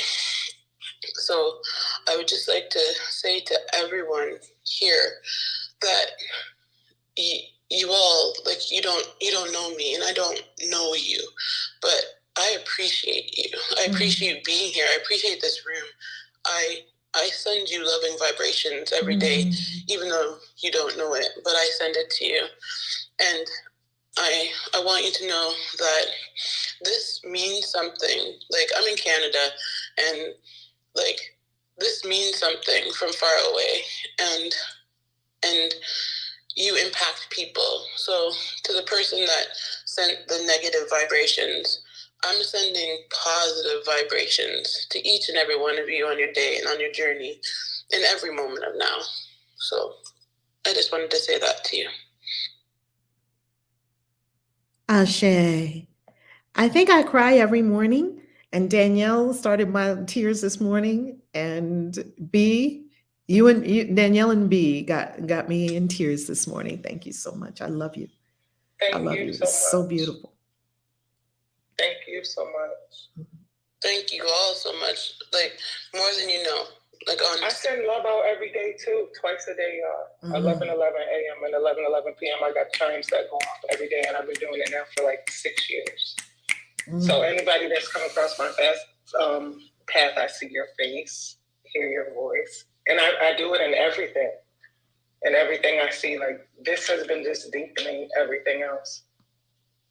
The relief of today's message, God is in everything I see. Everything. I'm like looking at ashes and glitter and nail polish, a tissue on the floor, like really everything. And if God is love, love is in everything, even when it seems like it's not easy. I think that's a gauge. That's what I was saying, Reverend Bell. Knowing that you were walking in your walk and couldn't be shook, that's like a gauge. If anybody says something that bothers us or makes us feel any type of way, I feel like that's a way to just go in. And my throat has been closed up for so long. Everything feels shaky, but I feel so at peace. Even more knowing I'm not alone, but really knowing I'm not alone. And I'm really, really thankful and really humbled in this moment.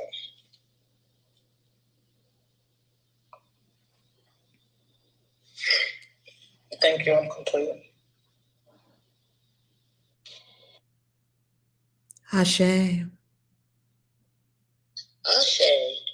I just wanted to the beauty of this community, and I'm pretty sure this applies to other communities everywhere.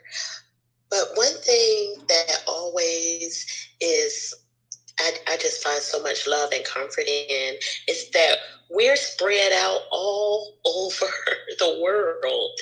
And when we come together in this space, it's just like, it gives you the feeling that the person is right next door or just down the street, or you can go and visit them. And in this community, we also, you get spirit aligns you with people that help you grow. And I'm in Virginia. I live in Virginia. Our last retreat was in Virginia Beach, the winter solstice retreat. And then my dear sister that I love so much, Queen Hadassah, she's all the way in Arizona. And it's like these connections that spirit aligns us with and puts us. I love everyone. I just want to know, but this is my initiated sister. So, we have a shared experience. So, she's so near and dear to me now. And I always mention that I never knew that this would be, our experience when I first came in this community. And she says she always knew, but I didn't know. I'm being transparent. Excuse me, I have a little cold. But my point of what I'm saying is that spirit is always at work, and spirit always gives us exactly what we need. And it's just, Coach Val, when she first started this community, she had no idea it was going to grow into what it is. And I just can't help but think right now, and be so happy and proud that our community is growing. I'm so happy. And it's just, I just have this overwhelming feeling right now of the growth and the love and just what our community, and I do say our community because I own it. I own it in my heart. I love this community, and it's just growing by leaps and bounds, and people are being healed, and the healers are coming in, and people with all these divine souls with all these beautiful gifts. And it's blowing my mind right now as I'm, laying here, and this is my day off. So I was so happy that Spirit allowed me to experience the chance of B, and that amazing voice that just brought tears to my eyes both times. I mean, the tears were just coming. So this is a beautiful space for love and healing and growth spiritually. And I know excited is a judgment word, Coach, but I can't find one right now. I'm excited for our community right now. I'm so excited, and the connections that are being made with B's all the way in Canada. And, this is just so loving. And I'm just complete because I'm so full right now. I love you all. Oh, I love you too, Divine Lady. Yay. That's my sister. Love you all. Sister, yes. Thank you. Moderators, thank y'all so much for sharing during the week everyone's perspective. Like, and I didn't say that. And you see, the mind is real tricky because the mind tried to make me feel like I should feel bad that I didn't remember to say thank y'all when I said I had so many things that I wanted to say. Thank y'all, moderators, for sharing your perspective also during the week and giving me something else to look at. Yes. I make notes at home, and I'm not at home now. Like, I really be writing stuff down. Like, if you get a chance to say something, remember to say everybody's name. I don't remember everyone's name, but I remember love. So thank you. On Clubhouse, on Clubhouse, they always say, yeah, follow all the mods. And we don't say that around here. We say, look around the whole room, see who you connect with, and hook up. It's a spiritual hookup. I'm not talking about the other kind of hookup, but hey, if it gets that way too, go for it. We're talking. Yes, and I feel like everybody has said something. Everybody has said something I can relate to. Right? So whomever you see in the room, it doesn't have to be a mod. Follow, and when you follow them, like we keep saying in the beginning, we're not here for millions of followers. We're here for billions of engagers. Who's engaging? Who's commenting and adding to the global conversation? Who's bringing their gifts? Who's writing a blog post and saying, this is what, came to me? Who's sharing? Who's commenting? Who's speaking up? I love all of you that speak up every day. And I love all of you that are getting the courage to speak up. It's beautiful. Who's that? Who's up next? Hey, Rev, I just want to say real quick, I am so appreciative to everyone who comes on this stage, everyone who shares. Believe it or not, I am very shy, and sometimes I don't like to talk. I love to listen. I'm blown away by what I'm seeing on this stage, in this room. I see God in this room. I see God in everything. And I am totally just blown away by everyone who gets the courage to come up here and share. And just know this is a safe community. Just come up and share. I love you all. Thank you. I'm complete. A quick little moment, because Queen Vashti and Queen Hadassah were speaking of their initiation, and they were initiated together in the mystery school.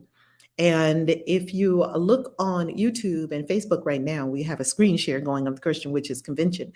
So this was our incredible escapade. Yeah, escapade is a word I love. Escapade in Salem. And why do I show these pictures? And why do we say every morning, come to the events, come to the events, come to the events? Because there's going to be a day that I'm only going to teach in person. Understand that I teach online because that's what we do now. The real, you don't send your kids to all online education. We had that in 2020 and 2021, and it worked at varying levels for different children. No judgment on anything. and we do what we have to do. See, I know in my spirit and the inspiration I've always had, this work started in April of 2005 when I stood on stage at an event with people in the room. After I sold my financial planning practice in 2004, you've probably heard me say that a million times. And I got the book deal and I stood in front of people. And all I did when I began this was there was no Facebook as we know it now. There was no YouTube. That came in 2008. I joined YouTube. The first time I joined YouTube, it was September of 2008. My first video uploaded to YouTube, April 2009. There was no YouTube. There was no Clubhouse. There was no live streaming. None of that had been invented yet. And I stood in a room with a group of people at an event called What is God Saying About Your Money? And then I offered them the opportunity, if they wanted to come to a retreat that was in June. April was the event. And we didn't even have, can I tell you how antiquated this was? This was the Stone Ages. We didn't even have credit card processing machines, even though I had my own business and I had a credit card processor. I had to actually go back and enter it manually into the machine. Do you realize you have that? to do that, like slide the paper thing? Oh my God, yes.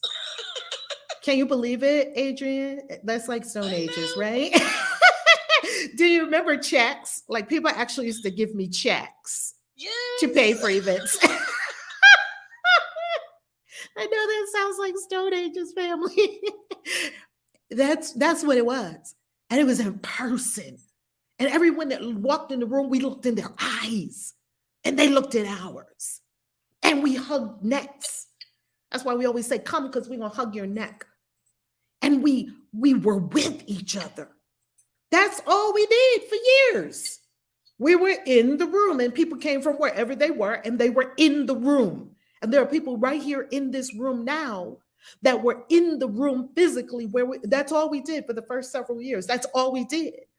We had rooms, 300 people in the room, hundreds of people in the room coming to talk about this, that, or the other, spirituality and money. That's all it was in the room. There was no other option. People got Zoom, people got YouTube, people got Clubhouse, and then they said, oh, well, it's not a substitute. It's a ladder. Use it as a ladder. If I'm the nagging voice in your ear that says, come together, beloveds, come together. Come together right now over me. I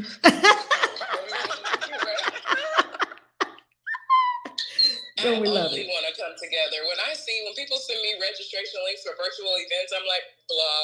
Like yesterday, someone, I love to travel, and somebody sent me an invitation to a virtual travel convention. Now that just doesn't even go together. Wait a minute. We're going to teach you about travel virtually. You don't even travel to go to the travel conference. Something's wrong with this picture. Very wrong. I was like, decline the invitation, but thanks for thinking of me. We've got a little, especially the spiritual practitioners. The spiritual practitioners, that's why I'm putting on this screen, if you're on YouTube or Facebook, the Christian Witches Convention 2022, pay what you like. See, the picture that you see are the people that made history. They made history because I said, hey, y'all, come on, let's have the Christian Witches Convention. They were like, okay, we down. We are down with the smoke. They show up. They don't ask questions.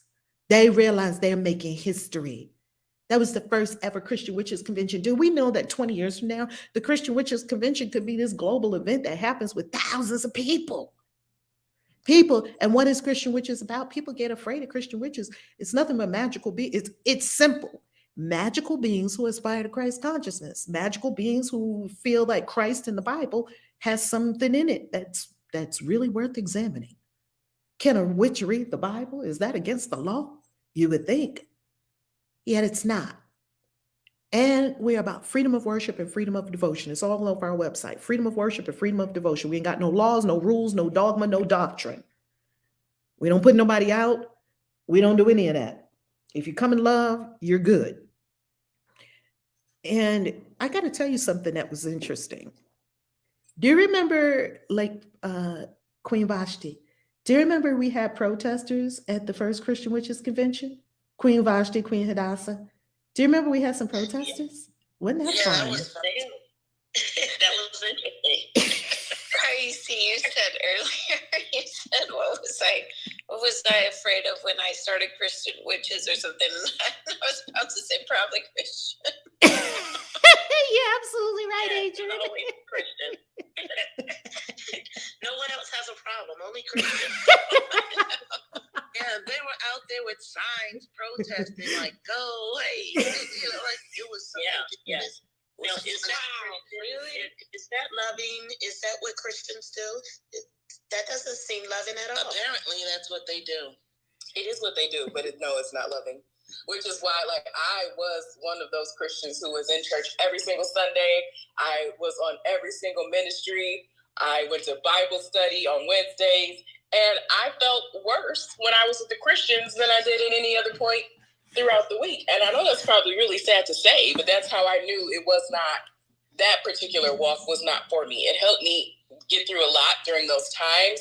However, if every single sermon you hear, you walk away feeling sad, depressed, or like you're living your life wrong, I just don't feel like that. I don't feel like that is love, and I believe that God is love. So I just know that walk was not the walk for me. You know, it's very fascinating that most of us were Christians. I was Christian. I was fundamentalist Christian for 26 years. I completely understand it. I used to hit people over the head with the Bible. And then I had that dark night of the soul, and the angel, like Paul on the way to Damascus, on the road to Damascus, he saw that bright shining light, right? That spoke to him. And it's a metaphor for when you have that turnaround experience in your life. You have a literal come to Jesus moment, like, oh, wow, everything I've been doing up to this point, ditch it. Wow. Ditch it. All of it. All of it. We're starting fresh. Okay, Spirit. Who's next? Yeah, that Dark Knight is dark too. Ooh, dark pit, right? All the way down in the well. Oh my God, at the bottom of the well, can't see your way out. Sometimes it's... Oh, I'm sorry. Go ahead. For me, it was not a dark night. It was a whole lot of gray for a long, long time that I had to lean into. So I don't know how you came up in my algorithm, Reverend Val. You just jumped in one day and I heard you speak, and then I couldn't find you. I was going crazy trying to find who was. I think it was the laser eyes on this picture, and I kept trying to find you and on YouTube and everywhere. I just got new to this platform here with Clubhouse. My sister just picked up my phone and put it on there. Here, you need to do this. And I'm like, yeah, that's not really what I do. It's not me. I don't understand you people that do this Clubhouse thing or whatever. But then I found you on Clubhouse. I was like, okay, well, maybe I'll do Clubhouse, and just leaning in a little more. I'm still in the gray, just leaning in. And I think, for me, hearing the title, Christian Witch, and I was like, lean in and then get squirmy, then lean in, then get squirmy. And finally, I heard the Spirit speak to me when we were, as I'm walking through the Course of Miracles with you, and I'm like a deer, just panting for the water when I wake up in the morning. Before it was, okay, well, I got up, I made the bed, and coffee's ready. My schedule is now clear for nothing. Became excited to get on with the Course of Miracles. So I'm saying that to say, the Spirit spoke to me as in dealing with myself, and said, You're already witchy. What are you saying? Look at what you do. You light incense. They talk about you. You light sage. They talk about you, you wrap your hair. They talk about you, you pour salt. They talk about you, you blow cinnamon. They talk about you. You're already a witch. You work in magic. Now go learn what she has to say. So I ordered your book, and it's in my mailbox this morning. I'm going to get it, decode myself. I thought, well, I'll just learn how to decode myself. I don't really have to lean all the way into this. Then, and so then I became a stalker. I'm like everything Reverend Val I'm trying to find. I'm trying to listen to him. I'm listening to things that you said 10 years ago, and I just met you today. Things that you said, I'm just going in your archive. I'm just digging it out, and I'm like, oh my God, I'm witchy. I'm really witchy. I'm witchy. And embracing it. So I just want to thank you. I sent a message to you thanking you for standing in your truth, because I've gotten so emboldened now when my friends and family want to say something or tell me I'm being blasphemous. I tell them, okay, well, just cast me to hell and have a good day. I mean, you have the power. Cast me. Cast me. Cast your spell. And that freaks them out when I say that. I am over here rolling and I'm amazed. Keep going, keep going. So now I'm like, okay, I want to go to the witch. I want to go to the school. I want to really lean into this. And as I'm manifesting more and more and more. In a place that I've never been in before. I've never not worked, never not had a job. I've always been the one that worked 2 jobs and overtime on both of them as a single parent. So now, so manifesting wasn't a thing. It was just go to the bank and get it. Now it's lean on this. So my dark nights are gray, if that makes sense. Wow. Wow. I'm so happy you found us. I'm so happy you found us. Thank you. Thank you. Well, we have a new friend. You have a new friend in me. I am a friend to all witches. And it's really beautiful that we didn't know our witches, our grandmothers and great grandmothers were witches. Most of our grandmothers were witches, doing all the witchy things. Most of our grandmothers and great grandmothers were witches. I wrote an article about it on the Bad Witches blog. I guest blogged there a few times. Bad Witches. I'll bring it up on YouTube and Facebook.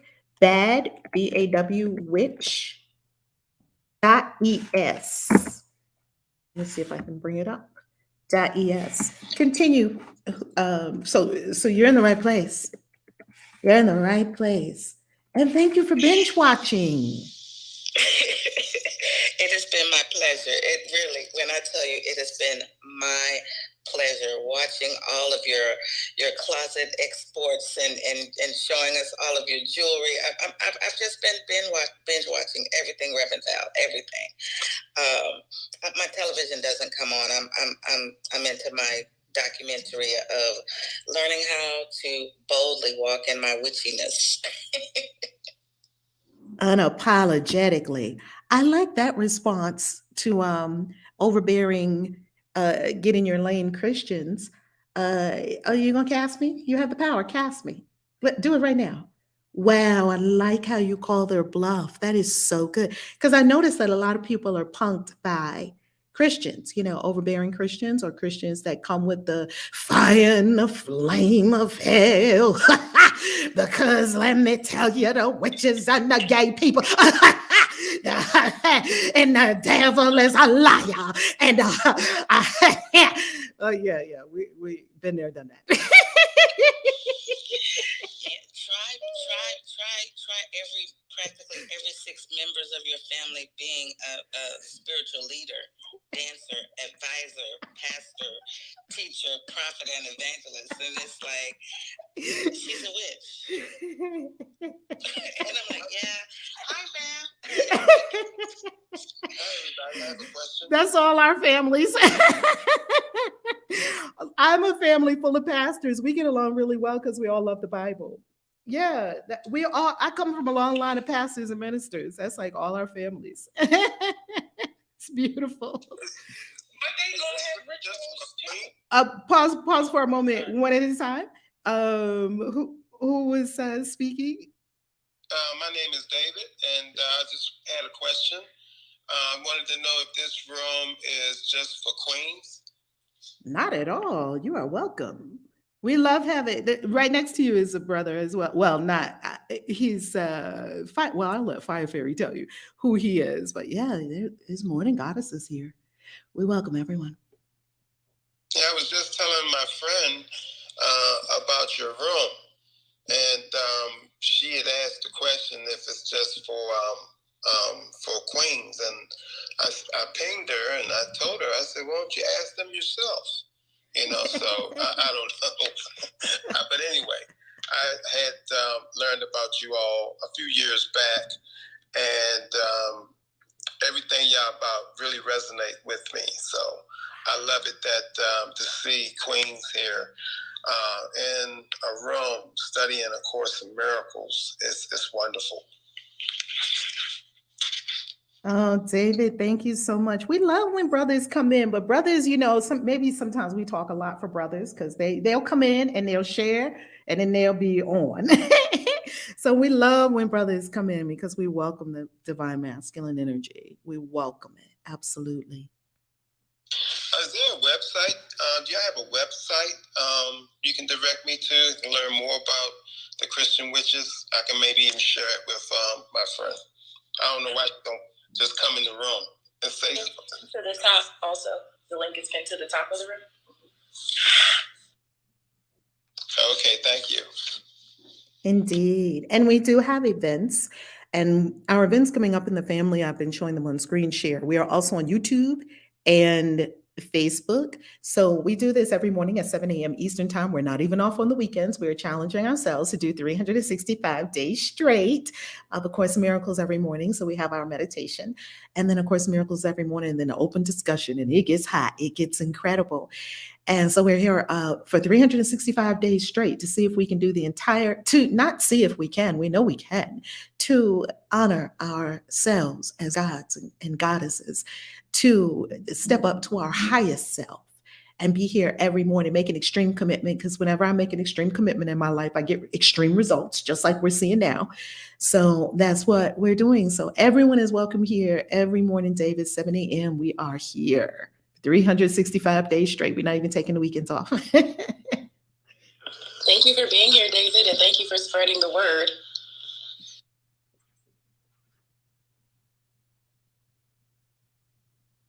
Who's up next? I'd like to go next before I forget or something. Come on, Fire Fairy. And then we're going to do our card for the day. We do a tarot card for the day every day. And then we also do our Galactic Signature, which is the astrology for the day. So go for it, Fire Fairy. So I feel like, the universe is testing me today because today's lesson is God is in everything I see. And I have a really unhappy neighbor who plays music so loud that it hurts my ears and knocks my stuff down. And then when I bang on the wall, to establish boundaries, they have the nerve to come and knock on my door and not leave. And I know they just want to power trip and yell in my face. And I don't play that game.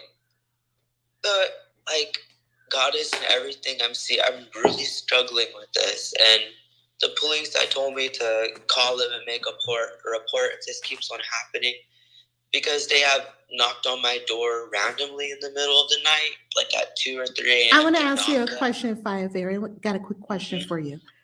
Yes. Would you like to get to the root and the solution? Hell yeah, please. Okay, beautiful.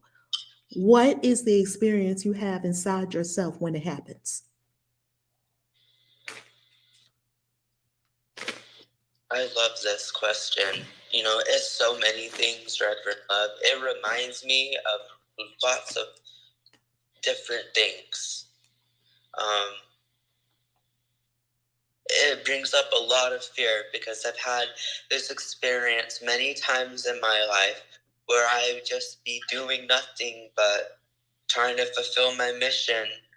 And then I don't know what happens, but here it comes, I like to call it my shadow aspect, because it's me. If I can see it, it's me completely not giving a fuck. It's me, you know, being selfish, absorbed in you know, my own personal drama, out to get everyone, out to annoy everyone, like at the So same would you energy. say that you have an inner disruptor? Oh yeah. Okay. Yes. Okay. Beautiful. And beautiful, not that you have an inner disruptor, beautiful that you are aware and acknowledge I have an inner disruptor, according to the law, right? The Hermetic laws from ancient Kemet or Egypt. I have an inner disruptor. One of the 7 laws is law of mind. Everything is mental. And another of the laws is the law of cause and effect. And cause is always within self, and effect is always what we see in the outer world. And we know we can't fix anything in the world of effects. To address the world of effects, we've got to go to causation. The causation level is within my mind.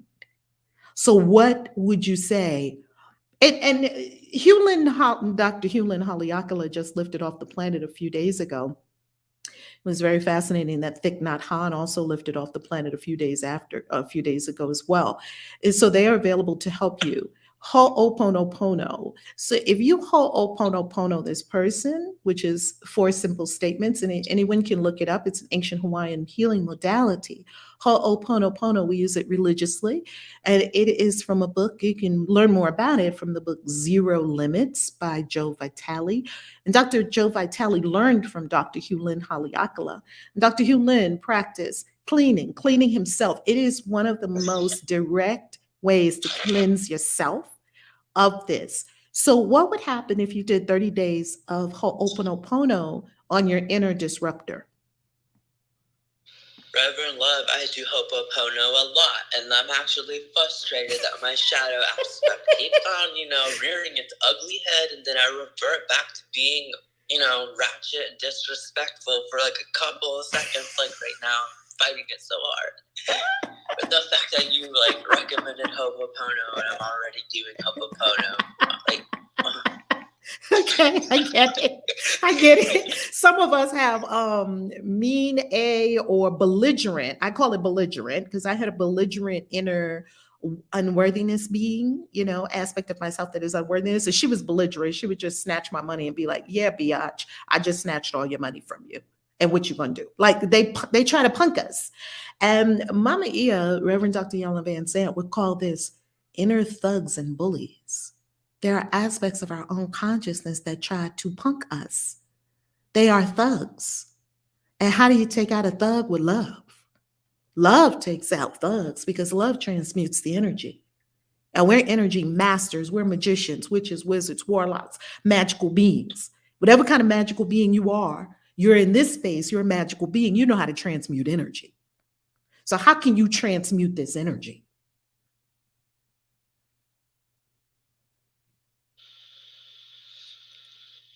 Well, I'm trying the love and light way, and I feel like this person needs to understand cause and effect. They kind of. But pause. What person needs to understand cause and effect? Okay, never mind me.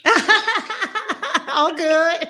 Just a friendly reminder, just a loving reminder that you are the power, beloved. Yes, you are the power. Maybe I'm learning, you know, the lesson of cause and effect here, and I'm the teacher, and I'm taking it, you know, I'm taking it to heart, you know, because, hey, who's saying I can't yell back too, you know? Like, I feel like, you know, guilty for yelling and you know, hollering back, you know, telling people to fuck off, but that's healthy. You know, that's a healthy thing to do, to tell people to fuck off, leave me alone, instead of, you know, tangoing with them. But still, you know, I don't like that. If it wasn't this person, it'd be another person, you know? I really don't like that. Well, you know what it is too, Fire Fairy. You're absolutely right that some of us who come from the hood, because I come from the hood, you know, they settle things with fists. They didn't settle things with words. Like you say something, there was some furniture moving, and then, you know, I grew up in that kind of environment. Like, oh, we can handle this. We can handle this right now. Like, don't start none, won't be none. So if you come into the spiritual paradigm and people start acting, you know, getting brand new, as they say, in your world, and you want to, it might be a knee-jerk reaction to go to the hood way of settling things. We just keep elevating. They elevate, we elevate more. They elevate, we elevate some more. I'm gonna finish this. And that's kind of easy to do. It doesn't take any self-restraint, self-respect, self-dignity. It doesn't take any godness. It doesn't take any mastery of self to remember the 9.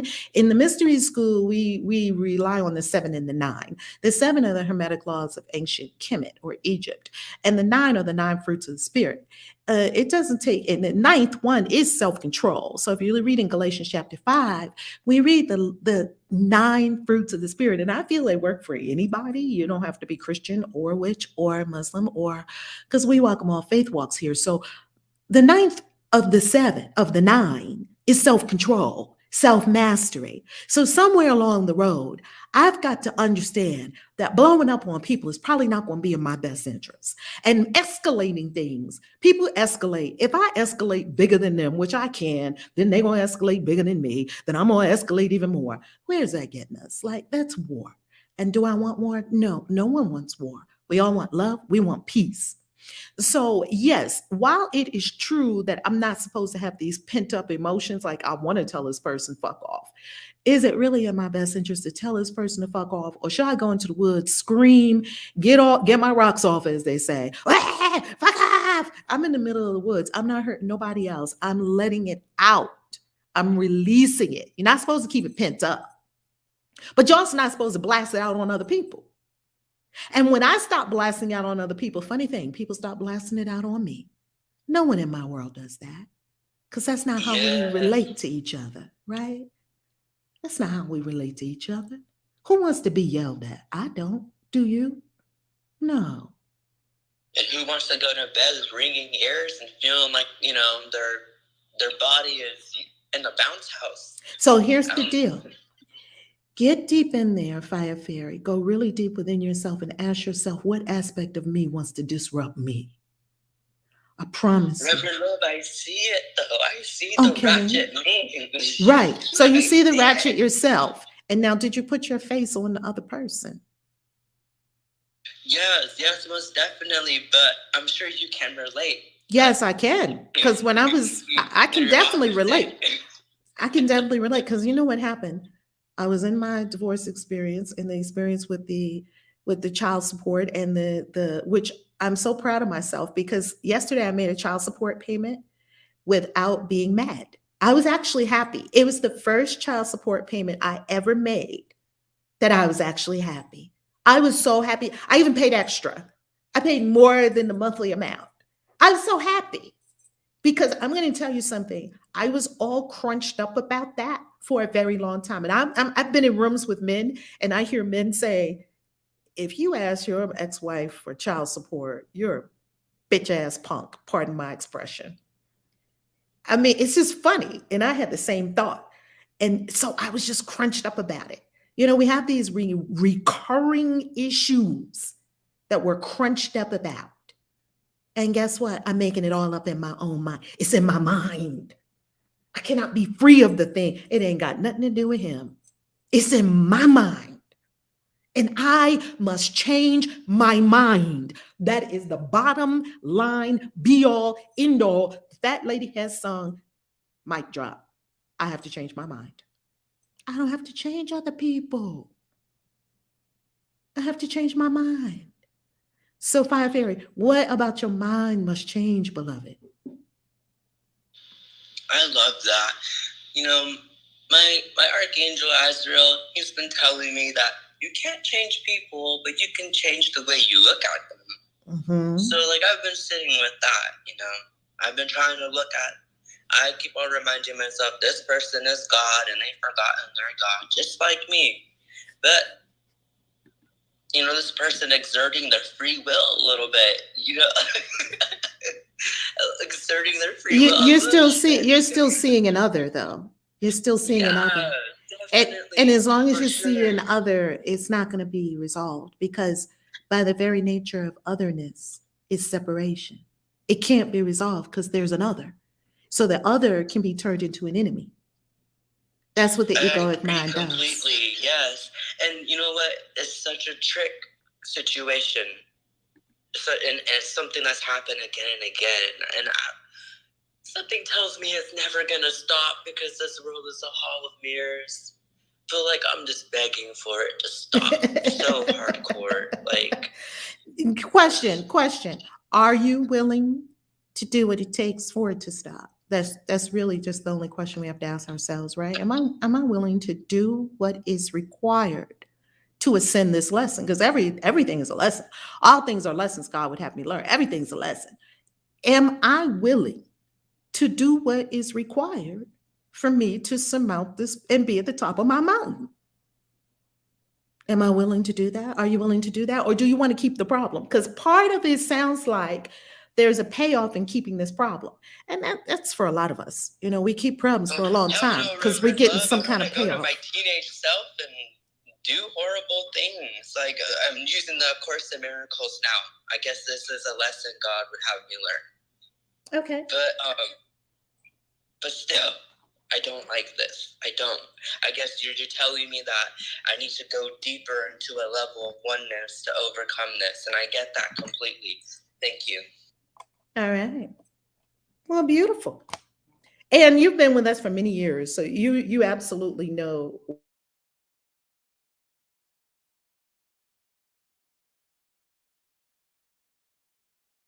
for more energy. So I gave the phone a little more energy. So that's why we have a lighting change. Okay, continue. Who's next?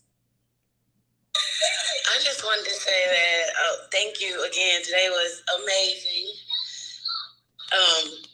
For B, I wanted to say thank you. Like, as she was chanting, and I immediately went into tears, and I could.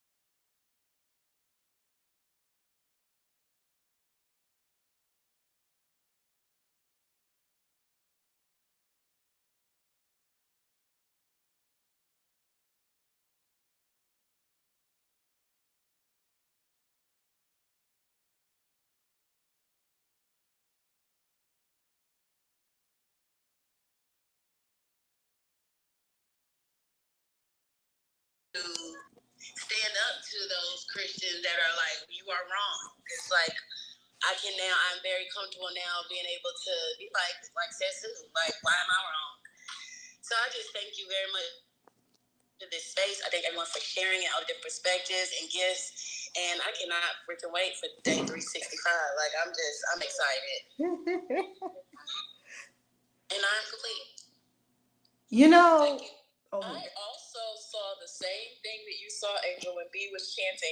I feel like that is so incredible that we saw the exact same vision. That is so powerful. So I really do believe that B, you are absolutely tapped in and tuned in to everything that is your being. Because it was like as soon as those battles started.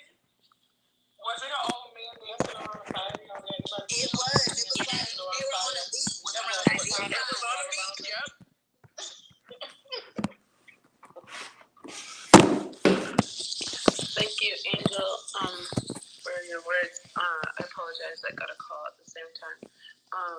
But I appreciate your words. And I really do want you all to know that your words, although it's like seeking external validation, which I'm going to look at because like that's still seeking external validation, but it is validating me. So I am going to own the fact that it is validating me. And you know, it's Oh, sorry, Reverend Mel. all good. I was going to say, receiving feedback from your community, loving, fiery feedback, is fanning all our flames. Needing the validation is a very different thing, right? Like we're going to do it. We're going to do it regardless of if anybody fans our flame. But like Pastor Paula White said, I go where I'm celebrated, not where I'm tolerated. It's people fanning your flame, and we're fanning each other's flames. I feel that. I feel that in my being. I do feel that. Thank you for that. Mm-hmm. Who's next? We have a really good card of the day. Are we up to the card of the day yet or not yet? It's beautiful. I wanted to ask B if she danced. B, have you been dancing? Sometimes when I chant, I do. It does move me to dance. Keep dancing. Also, I was gonna say,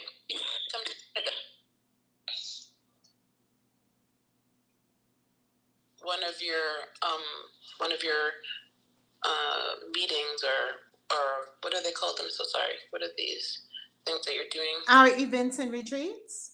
Yeah, make a retreat in Canada. Come to the Great White North. Woo! We can do that. We can do that. We go to spiritually charged hotspots. So we go to Salem, Sedona, Bali, Peru, New Orleans, Mexico's ancient cities. This is a spiritual community. We're deep into the ancient mysteries, and we go all over the world. India, and I haven't told anyone this yet, but China is calling me because I have my 10-year visa to China and I have a 10-year visa to India. India is calling me and China is calling me, definitely for my birthday, October. So family, we didn't do anything for my birthday last year, even though I had the big 6-0 because of the experience of global meditation we were having in 2020 and 2021. So we're going to do something big for my birthday in 2022. So that's how our locations unfold. We just went to Virginia Beach for our ritual for the winter solstice. And so the retreats we have coming up will be in Dubai again, and we'll be going to the Great Mosque at Abu Dhabi in Dubai. And if you want to see those, I showed them a little bit earlier on the live stream. I showed our upcoming events and retreats. So we're come to our events, we'll hug your neck. We have sisters, brothers, and others. Everyone is welcome. Who's up next?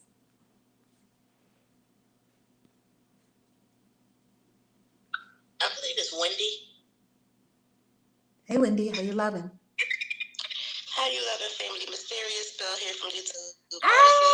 Mysterious Spell! How you loving? I'm fine. How are you all? Fabulous.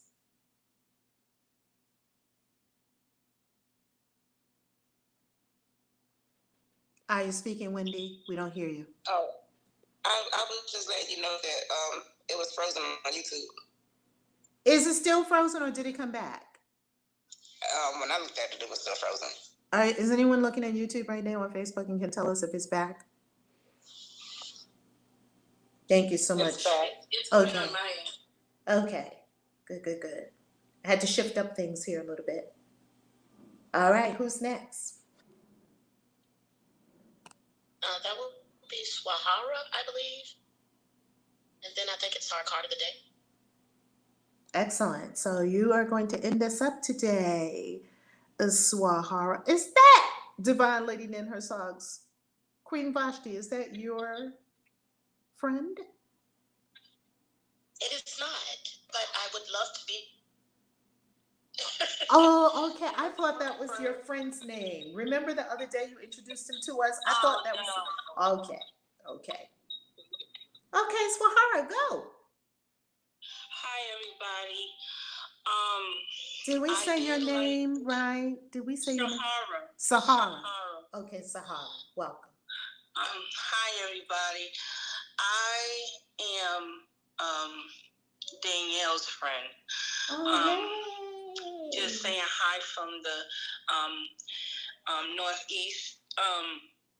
It's snowing over here.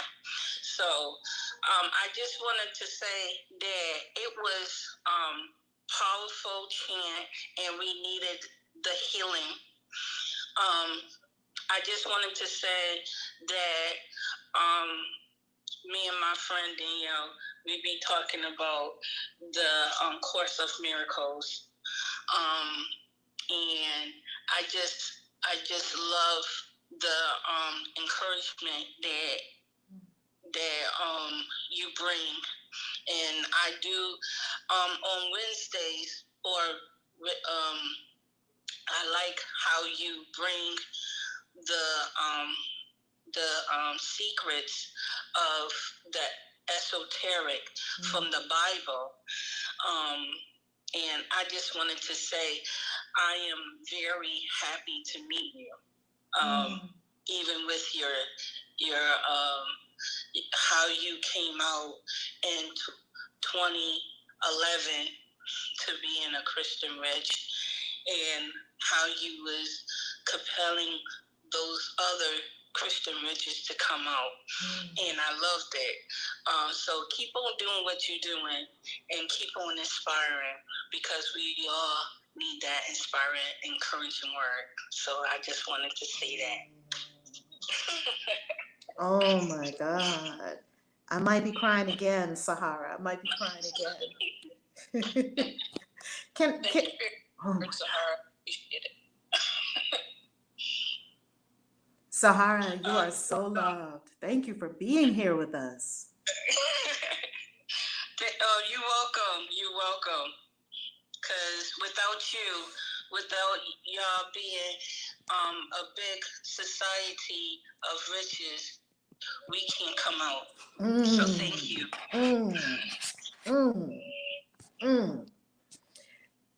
You know, family, here's why this has got me tearing up. You don't know where your destiny is taking you. You just have to go. I'm telling you, when I made that video in 2011, I said, Christian witch flew out my mouth. And I was like, oh, hell no. When the video was over, I'm telling you, my hand was shaking on the computer. I almost did not upload the video to YouTube. I was like, oh, no. I've been in other lifetimes. They didn't burn me at the stake, done drown me. They're going to kill me again. No, spirit. But something in me, I'm telling you, I was 51% love and 49% fear. And the 51% love uploaded the video to YouTube. And there's hundreds of comments on the YouTube video. You going to hell, blah, blah, blah, blah, blah, blah. And there's some in there that are like, I was thinking the same thing too. I was like, it was almost like through a whole haystack, I was looking at needles. It was a whole haystack of hate and fear and judgment. Why? Because that's where I was with it. I was super afraid. I was like, Lord Jesus. I'm telling you, years back, I had my tarot deck wrapped up, hidden from my Baptist husband. And something was telling me, you can do something about that. I'm like, why am I so afraid?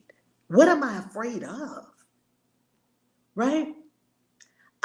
Something compelled me to set up a Facebook fan page for Christian witches.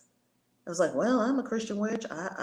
I like the Bible, and I'm a born witch. I mean, what am I going to do? I'm a witch that reads the Bible. I like Jesus. Jesus, he works for me. Now I know other people, something else works for them. That's beautiful. Whatever works for you, Jesus works for me. Always has. Me and him is like this. And they told me, why are you throwing out? The angels in upper realms told me, why are you throwing out Jesus? Because you remember you were a witch. I was like, oh, damn, why am I throwing out? Because people try to make you think you must choose. Pick a side. It's nothing but ego separation. There's no separation in spirit. It's all one. I'm one with my Islamic family. I'm one. I've been in a mosque. I prayed with Islamic brothers and sisters. I've been in the Balinese Hindu temples. I prayed with them. I've been in the Hindu temples in India. They're different. I prayed with them. I did everything all the people were doing. They dressed me up with the thing. I was all wrapped up when I went with the Hindu, with the Islamic family. Appropriately, when I went in the Hindu temple in Bali, I was dressed how they told me to dress. Remove the hat from your head. Okay, I removed my head. A woman cannot go with her head covered into a Balinese Hindu temple. And you must go in with a sarong. I put the sarong on. I did everything they were doing. I went over to India. They said you can't come in these temples where we're going to take you deep into the temples with Dr. Pillai unless you dress with the garb. You have to have the appropriate garb. I put the appropriate garb on. I was chanting with the Hindu people. I didn't even know what we were saying. I was chanting with them.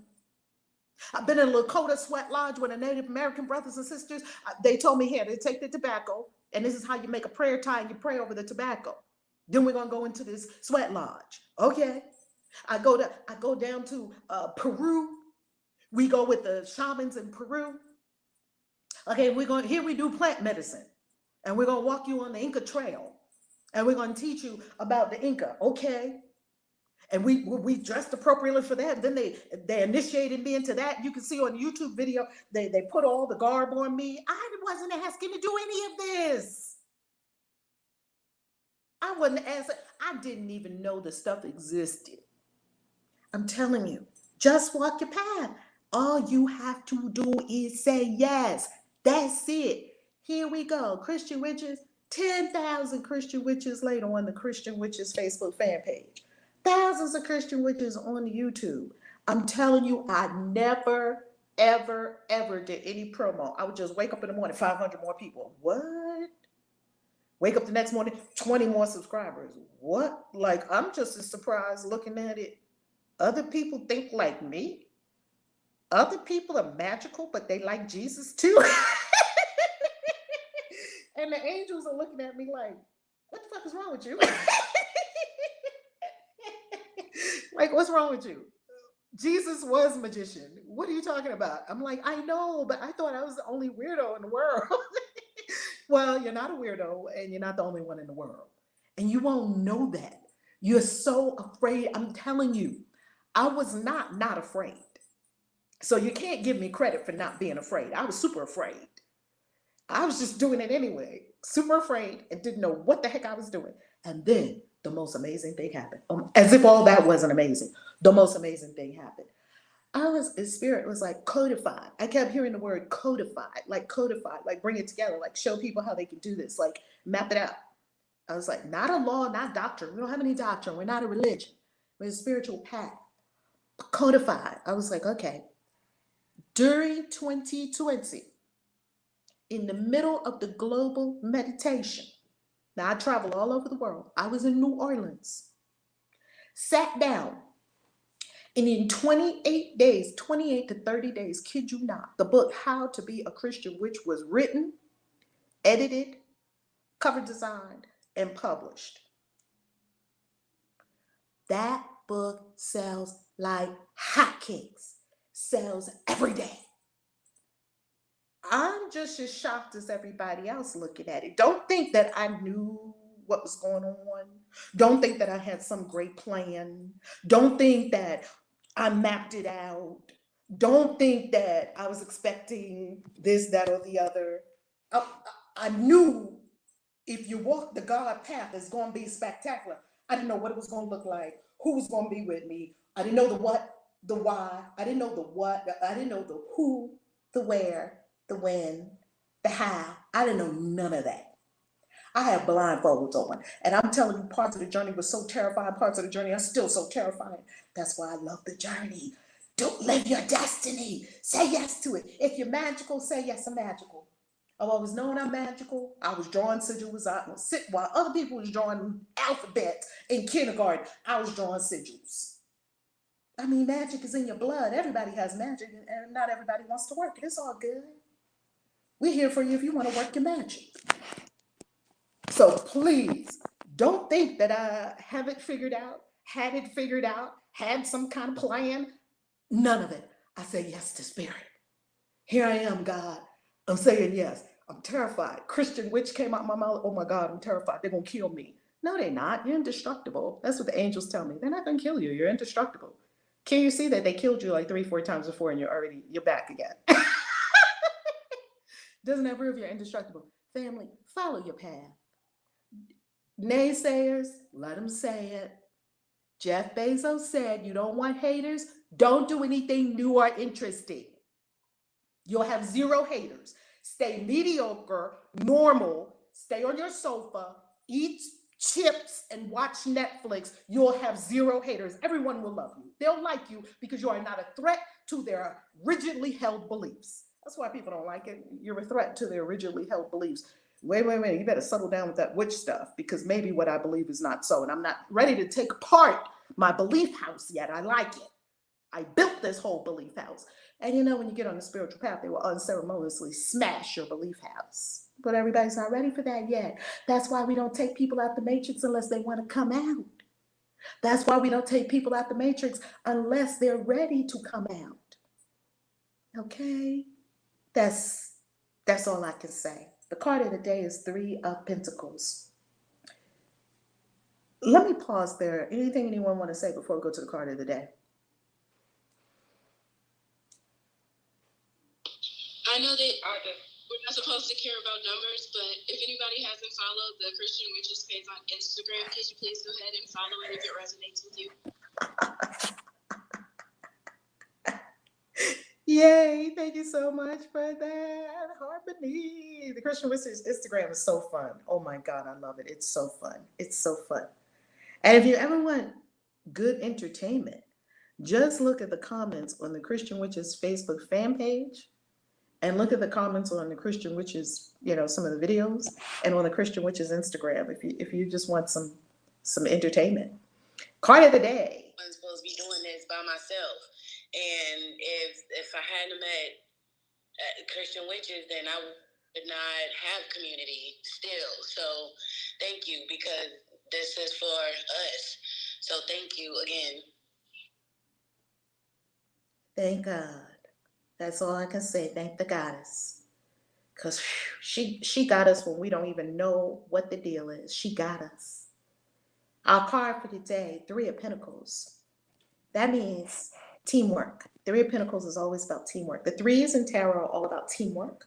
So today, team up with your peeps. You're building empires. You're building witchy businesses. You're building retreat centers. You're writing books. You're creating healing practices. You're creating energy healing practices. You're creating spells. You're creating magic. You're creating YouTube channels.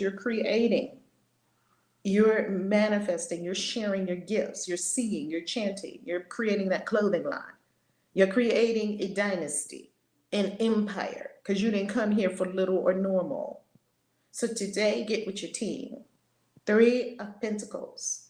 That Pentacles is money, the earth suit. Partner up. Get with your peeps. Map out the divine vision, not your plan, the divine vision. Let's go to the Galactic Signature of the day, Queen Hadassah. That's our astrology for the day. Wonderful. I love it. So today we're in Ken 151, Blue Galactic Monkey. Wait a minute. We're galactic today. We're in the galactic time today. Oh my God, I love it. Mm-hmm. So I harmonize in order to play. Modeling illusion. I seal process of magic with the galactic tone of integrity. I am guided by the power of vision. I am a galactic activation portal. Enter me. I harmonize in order to play. Modeling illusion. I seal the process of magic with the galactic tone of integrity. I am guided by the power of vision. I am a galactic activation portal. Enter me. I harmonize in order to play. Modeling illusion. I seal the process of magic with the galactic tone of integrity. I am guided by the power of vision. I am a galactic activation portal. Enter me. Blue Galactic Monkey. Blue Monkey. And could you tell us where you got that from, Queen Hadassah, so everyone can go and check it out? Yes, that's lawoftime.org. If you go to lawoftime.org, you can click on Galactic Signature and decode yourself. If you have the book Reverend Val put out, Decode Yourself, that's in there, and it goes in depth in how you can use the 13 moon cycle of the Galactic Signatures to understand who you are deeper than what you already know. So check it out. It's theLawOfTime.org. Mm-hmm. Gracias. I'm coming to you from Guadalajara, Mexico. So much love from down here in Mexico as I travel the world. And much love. I did go to that shoe mall yesterday, Queen Hadassah, as you know. And me and my substantial feet, I'm in the Substantial Foot Club with Oprah and Mama EI. We're 11. I think they're both 10, 9 or 10. I'm 11. So yeah, that ruled me out. Their shoes went up to like 7, 8 here in Mexico. You know, the ladies have nice tiny feet. And me, well, I had to go online. I'm a size 11 too. Come on now. There's never any shoes. Like, never. If you don't get the shoe as soon as I put it on the shelf, you're not getting the shoe. Never. And they have a ratio. They bring a big box of shoes to whatever shoe store. There's like 111, 110, 2 9s, and then like 7 8s, 14 7s, and maybe 11 6s, and then nothing below that either. Like too small or too large feet. You out of luck. Yeah, I wear a 12. So can you imagine? Oh wow. I was using a cheap shoe too. So oh wow. Well, I was on the website. I was on the Converse website last night. So I found Converse goes all the way up to women's 15. So yeah, you can find your nice, cute Converse. So I'm going to order me a couple of Converse in my size. All right. That's it. Everybody on stage, you know how we do every morning. If you can unmute, it says love and blessings to the whole world and to YouTube and Facebook. Love you, family.